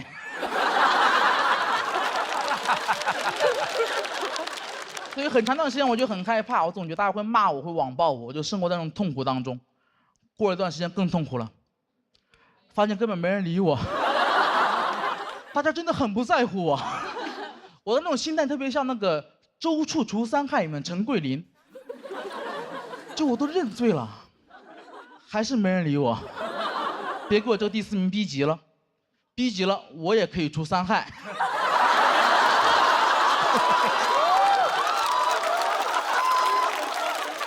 其实是讲一种心态了。那段时间我就很难受，经常在朋友圈里面 emo。然后我当时希望大家会安慰我，跟我说你没事吧，加油啊，会好的。但没有，我忘了我朋友圈里面都是脱口秀演员。凌晨1点半，我发朋友圈说压力太大了，要崩溃了，扛不住了，怎么办？他们回复好看爱看，就是这么残忍。他们很多人很看不惯我，他们喜欢指责我一点，他们觉得我太矫情了。他们觉得没被骂不就行了吗？刘仁成，你做人不能既要又要。我特别讨厌这句话，因为我发现从小到大，只要我遇到一点点好事儿，就有人跟我说不能既要又要。遇到困难从来没有。那小时候老师让我既要学好语文，又要学好数学的时候，怎么没有一个正义的人跑出来说人呢不能既要又要？我说那物理我也不要。从小课文也这么教我们，告诉我们什么天将降大任于斯人也，既要苦其心志，又要劳其筋骨，既要饿其体肤，又要空乏其身，还要行拂乱其所为。我看了就觉得，老天你真敢要啊！这个大任我先不要了，谁要谁要，我不要。我是胡彦斌，你要的全拿走。反正我不要。太多要求太复杂太困难了，怪不得这段话最后一句是所以增益其所不能呢。你这么难，他确实不能，他再也不敢要了。只会说哎是谁在唱歌啊？所以真的，所以去年能拍电影我真的很开心，那是我去年最开心的一个事儿。除了拍电影之外，还有一个更重要的事儿，就是我去年在拍电影的时候。我见到了杨幂。说实话，我从小就非常喜欢杨幂。不要纠结从小。但我真的从小就非常喜欢杨幂，但那天我没敢主动跟杨幂说话，因为我那个人有个问题，当在我的工作中遇到自己喜欢的偶像的时候，我从来不敢主动说话，我怕这样不职业。也不知道我在装什么。但那天，杨幂主动跟我说话了。因为他认识我，他看过我们节目，他说很喜欢我的表演。你们也太配合了。他甚至一见面跟我主动开了个小玩笑，他跟我说：“哎，你怎么在这儿？你不装门窗了？”一个小玩笑，但当时我真的很开心。因为我从来没有想过，我刘仁成，我能靠自己的努力，让自己从小就非常喜欢的偶像也喜欢我，并且认识我，并认可我，我感觉自己太了不起了。那一刻，我觉得我或许配拿那个第4名。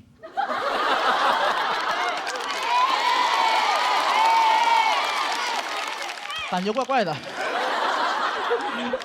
但紧接着，我这个人就有点膨胀了，我就在想，那我能不能加杨幂的微信？想想还是算了，毕竟杨幂不能既要我的喜欢，又要我的微信。当然是开玩笑，当然开玩笑的。真实原因是当时我思考了一下，就如果我们加了微信的话，幂姐可能会看到我的朋友圈，她会发现我很痛苦。她人这么善良，看到我这么痛苦，一定会过来安慰我，跟我说：“你没事吧？”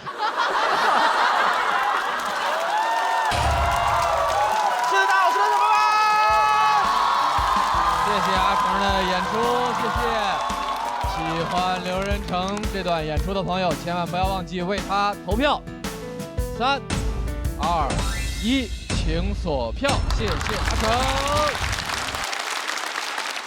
咱就得问问大鹏导演了，这个有虚构成分吗？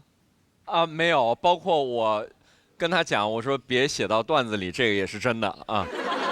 甚至我在跟他说这话的时候，我就已经意识到会写到段子里了啊。特别感谢就是付航、阿成参与到长安的荔枝的表演，那个动人是一个山加一个桶。最好笑的点，也符合我的人设。我跟大家说，就是在拍的时候，为了能够让他们特别放松、特别的尽兴，我就问我说：“你们有什么特长，都可以在这个电影里展现？”我才知道，我不知道大家知不知道，他有一个特别神奇的绝技，就是凭空打嗝。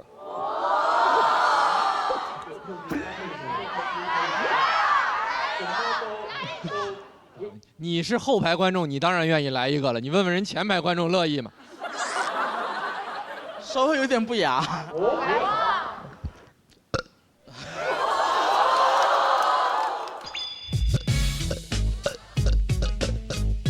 其实很简单一个猜，很简单一个猜。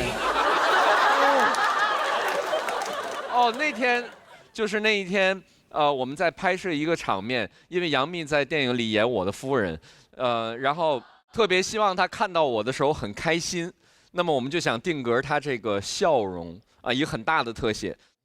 我在想，应该怎么能够让她笑得特别的开心？我就邀请了阿成，邀请了付航，还有2位喜人的朋友们，一共4位。我说大家想尽一切办法让幂姐开心。她终于笑得很幸福、很灿烂、很美。记录下来的那一刻，我听到是阿成说：“我喜欢你，喜欢你。”救救我！我都忘了。大家都去这个到时候电影院找这个特写，然后记得这个背后的故事，可能就无法沉浸在电影的情节里了，是不是？但确实也是谢谢大鹏导演给我们这些朋友能多多参与到影视剧的机会，谢谢。谢谢阿成，谢谢。我不知道您几位，你们有阿成的朋友圈吗？我有，看到过吗？看到过，还看到过他分享了不少那个脱口秀咱们同行们之间的一些个小笑料。但其实我觉得他那个自己内核挺稳定的。对，他不内耗，他所有的东西都发到朋友圈耗别人了。对。然后他发完了，有时候我看有人底下劝他，他说：“嗨，没事，我就这么一说，我也没往心里去。”对，我曾经好几次私聊他，问他我说：“你还好吗？”然后他又说他没事了。陆姐她特别贴心，她那段时间她记得我状态不好，她不好意思主动问我，她就问我身边的人我是不是失恋了。她以为我失恋才会那样，其实就是工作的日常。其实就我特别感谢鹏哥，鹏哥真的对我很照顾，他有时候他经常评论我朋友圈。昨天凌晨我压力又特别大。所以我就有那 emo， 鹏哥评论一条，现在打车跟我一块走，他让我逃离这个片场。他给你送走，他还回来了。我今天是拍在那个你说大鹏导演不让你说的那个地方，我就觉得特别好，他不让你干你就干。我觉得就是要拿这种气势，你就可以一路走下去。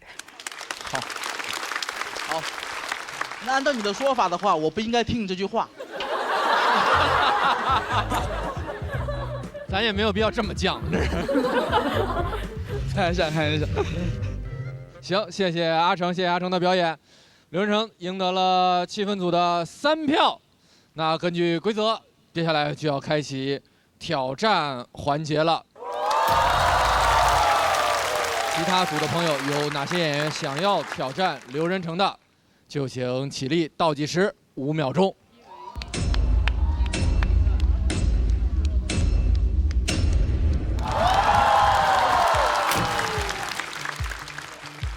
我想自己站在那个舞台上，让大家看到我，证明我是可以的。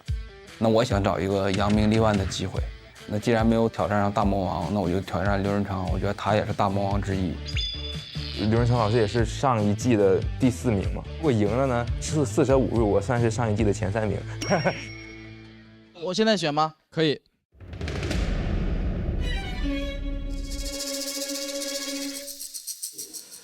我选辛博。我得告诉大家为什么选他，因为在我心目中原因就很简单，就是他很强。因为辛博士在内投排名中排名12位，前7、前8都是老人吧。我叫王辛博，这也太帅了！辽宁铁岭人，我们是幽默之乡。自我评价啊，在传统单口上还比较有实力的人。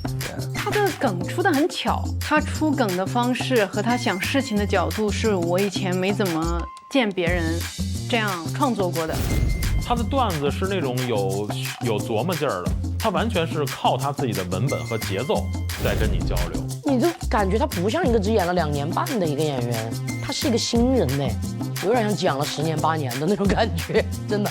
他段子质量也很高，真的是一个很有潜力的黑马，大家可以期待一下。讲单口这2年半呢，身边的朋友都知道我是一个特别拼的人。去年2024年，我说我一定要做出一个质量可以的专场。那这1年时间，我大概就写出了小70分钟的内容，讲了小800场的开放麦加商演。就这2年半，我的演出量可能会是很多演员的3到4年的演出量，是浓缩的2年半。所以说，我觉得我现在可以讲，我在技术上是一个比较成熟的演员。去年第1是付航，第2是小鹿，第3是黑灯吧，第4就是刘仁成，2个当了魔王，1个挑战魔王，那能留给我是谁呢？我先认了，还是有胜算的。有的，毫不担心。对，听到了吗？听到了吗？我们看看后边还有谁吧，让他们放马过来吧。啊，我觉得势均力敌，好吗？也不至于毫不担心。重来，充满悬念，真的替他捏一把汗。打另外一个组长太厉害了，一个新人，打一个上节目的第4名。我的天哪，这样太让人担心了。我们都在那边默默地为他捏一把汗。那既然没有挑战上大魔王，那我就挑战刘仁成。我觉得他也是大魔王之一。第一个是尊重，第2个也是想证明自己。我只能说承让了啊。加油加油，辛博！加油加油加油！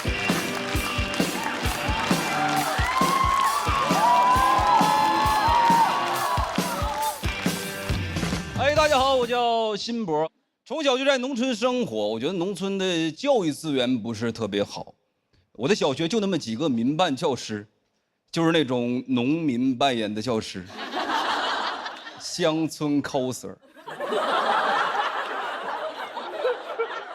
班主任老师姓张，他教我数学，也教我插秧。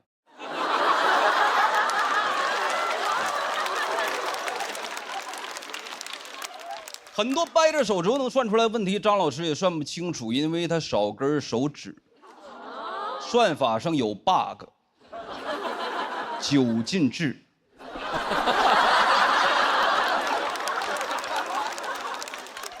我很笃定，真的，我从小就很笃定，我一定得考上大学，因为我知道只有上了大学，才能结合着我的专业所学，让家里给我买电脑，买一台能玩所有游戏的学习电脑。所有的科目里边，数学最差，高考算是超常发挥，考了76分，按照9进制算是84。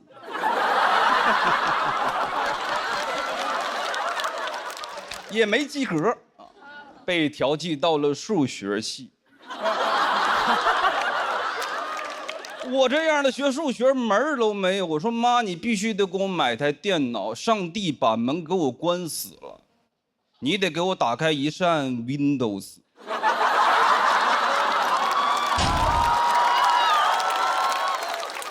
没复读啊，没复读，因为第1学年成绩的前5%可以转专业。也就是说，学好数学就能不学数学。同学们都在那儿苦笑说，学数学是不学数学的充分不必要条件。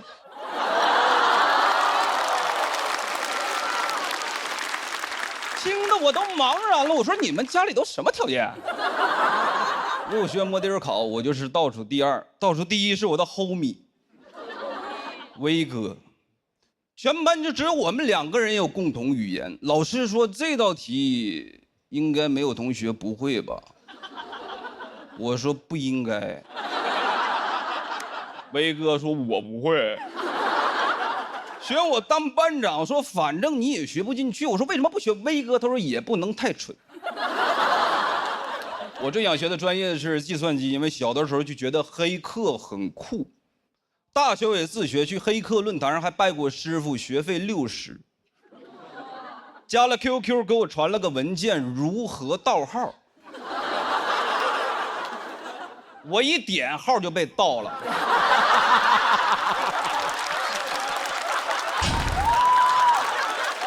以为是教程，结果是教案。这算啥？黑吃黑。还用我的 QQ 跟我的同学们借钱，就威哥借了。你说他蠢吧，二话不说他就帮我；你说他不蠢吧，转账的时候我就在他旁边。那是一句话也不跟我说。问过老师，我说老师，我们学数学能干啥？老师说能当老师。我后悔了，我应该问校长。其他专业就是培养对社会有用的人，我们就是培养对社会有用的人。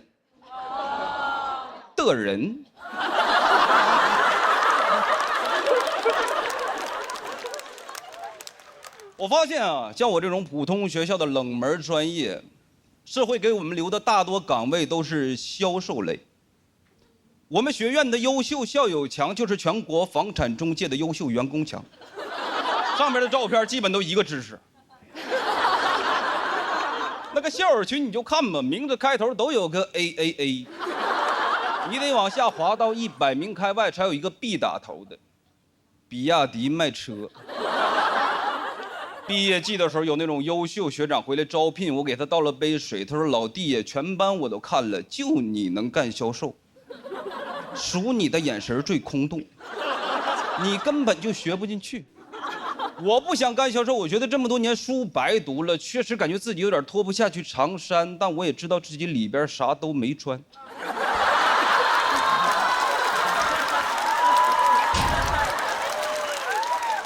学长安慰我说：“那销售和销售不一样，你上过大学的销售比那些没上过的至少大4岁，你就比你同龄人成熟。”当然，还有一个就业方向就是数转码去做编程，有专门的培训机构，3个月包就业，全班都去了，我跟威哥学了6个月，机构要给我俩退款。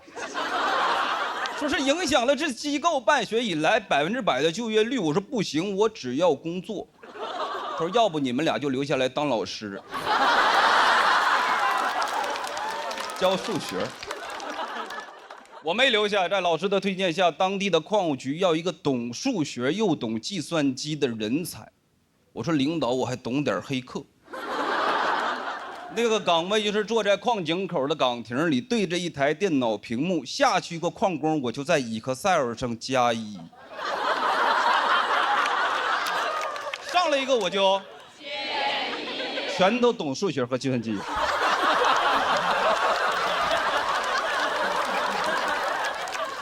同学们好奇说：“你这个样的去矿能干啥？”问得多我就很烦，我说算命。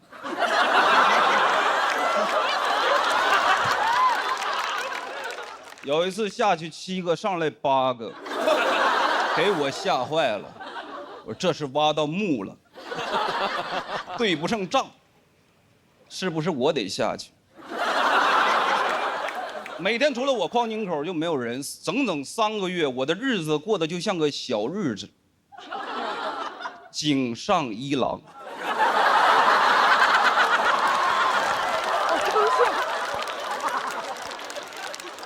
接到了一个改变我人生的垃圾电话，来自广东珠海，问我先生买房吗？我立马反问他：你们招人吗？我学数学的，他说我学物理的。我说城濮求是，他说博学笃行。我们学校的校训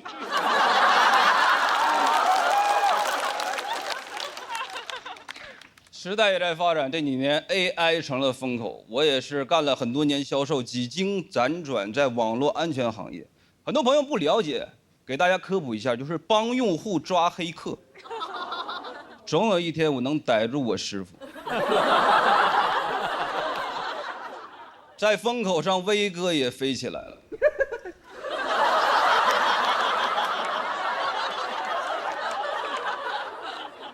他现在是一名自动驾驶算法的工程师。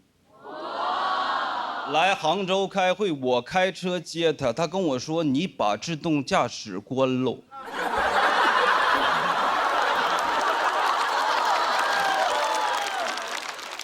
他的能力我最了解，不在我之下。命运他经常跟我开玩笑，但我不能拿自己的生命开玩笑。威哥还安慰我说：“没事儿，你这一款我只是参与，我开发那款出口欧洲。”谢谢大家，我叫辛博，谢谢。谢谢辛博的演出。投票倒计时最后3秒钟，3、2、1，请锁票。谢谢辛博啊！这是咱们今年的新朋友，也是一个这个讲话 flow 非常独特的朋友。对，这个很有旋律感。我是觉得您在其实您正常生活说话和那个具体的那个表演的时候，其实是有区别的，对吧？有区别啊，但是区别也不是特别大。主要您几个包袱都其实还都挺好，挺经琢磨的。后来说您来什么，我脱去一身长衫，哪知道我这个里头什么都没穿。然后我看大伙儿挺有共鸣，我说挺有共鸣，行，我来吧，我就配合了一下。但后来你说你知道为什么要招一个大学生吗？因为他比别人大4岁。我说这才是我想拍的包袱。我就喜欢这种特别出其不意、特别混的。对我这种傻梗就特别多啊。是因为我这样的傻人特别多吗？是吧？哎，说明咱们俩思考比较同频。对，好，我看跟您有共鸣吧，啊，特别好，特别期待您接下来的表演。好嘞，谢谢。咱们今年新人怎么都这么厉害呀？是，确实，要不要那个阿成一天发20条朋友圈呢？我其实也觉得今年的新人好像都很强的样子，感觉刘仁成有点危险了啊。我知道你的那个线下专场叫做《发现丑的眼睛》，对，为什么会取这个名字呢？因为我主要从事的单口喜剧的方向叫观察式喜剧。现在我们行业里边比较多的，其实还是以个人经历或个人故事为主的。其实我做很多没有我的喜剧类型啊，只不过是刚开始来的时候想跟大家自我介绍一下啊，认识一下，所以用一篇跟我个人经历有点关系的。有的时候我想变成大家的眼睛或者嘴，啊，但是对我想做这样一个东西哎。所以你接下来的内容都会是可能跟自己无关的，是你观察到的社会的现象或者其他人的事情。都会有。都会有，因为我们家里边还有很多糟心事儿没说啊。主要是有一双发现丑的眼睛。观察喜剧是周奇墨特别喜欢跟擅长的那个门类，就好多他的那个段子 ，Listen to 拜拜。去美国旅游的天津大爷 ，Listen to 拜拜 ，Listen to 拜拜啊！讲那装修那个，我的房子，就那个装修的声音呐，仿佛一遍遍在向我炫耀，我的房子呀！那些都是观察喜剧的非常好的东西，也非常我个人也非常期待你后边的演出。好，谢谢。他很像阿成去年刚开始给大家那个感觉哈，就是你也不知道哪儿有这么一个人小人物，然后突然就在台上栩栩如生，能量也很足。在他站起来之后上台，拿起话筒之前，完全就没有想到接下来要看到的是这样一个表演，真是不可貌相，是说你长得帅的意思？就是阿成，你还是挺有勇气的哈，因为你知道他很强。因为刚才不止站起来他一个，但是你选择了他。我觉得还是跟这种比较强的演员去对决一下也更好看，也希望大家可以更喜欢他一点。都是一家人，都是一家人，期待你更多的表演。好，谢谢大鹏老师，谢谢。强对决，结果还也未可知啊！辛博拿到了气氛组的满票。我们请阿成也回到舞台上。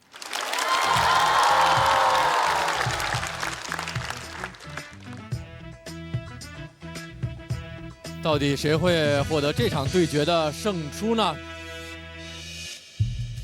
阿成还是挺厉害，他一上场，因为那个 talking 把他的梗破了，他还在一直改，我们还在那儿聊，然后他还挺紧张的，但现场写的梗他就想了，还真挺厉害。金箔这一篇非常的扎实，一看就打磨个很长时间。刘润成和金箔那组是这里面我可能觉得唯一一个就是比完之后我不是太确定谁能赢的，因为票都不会低。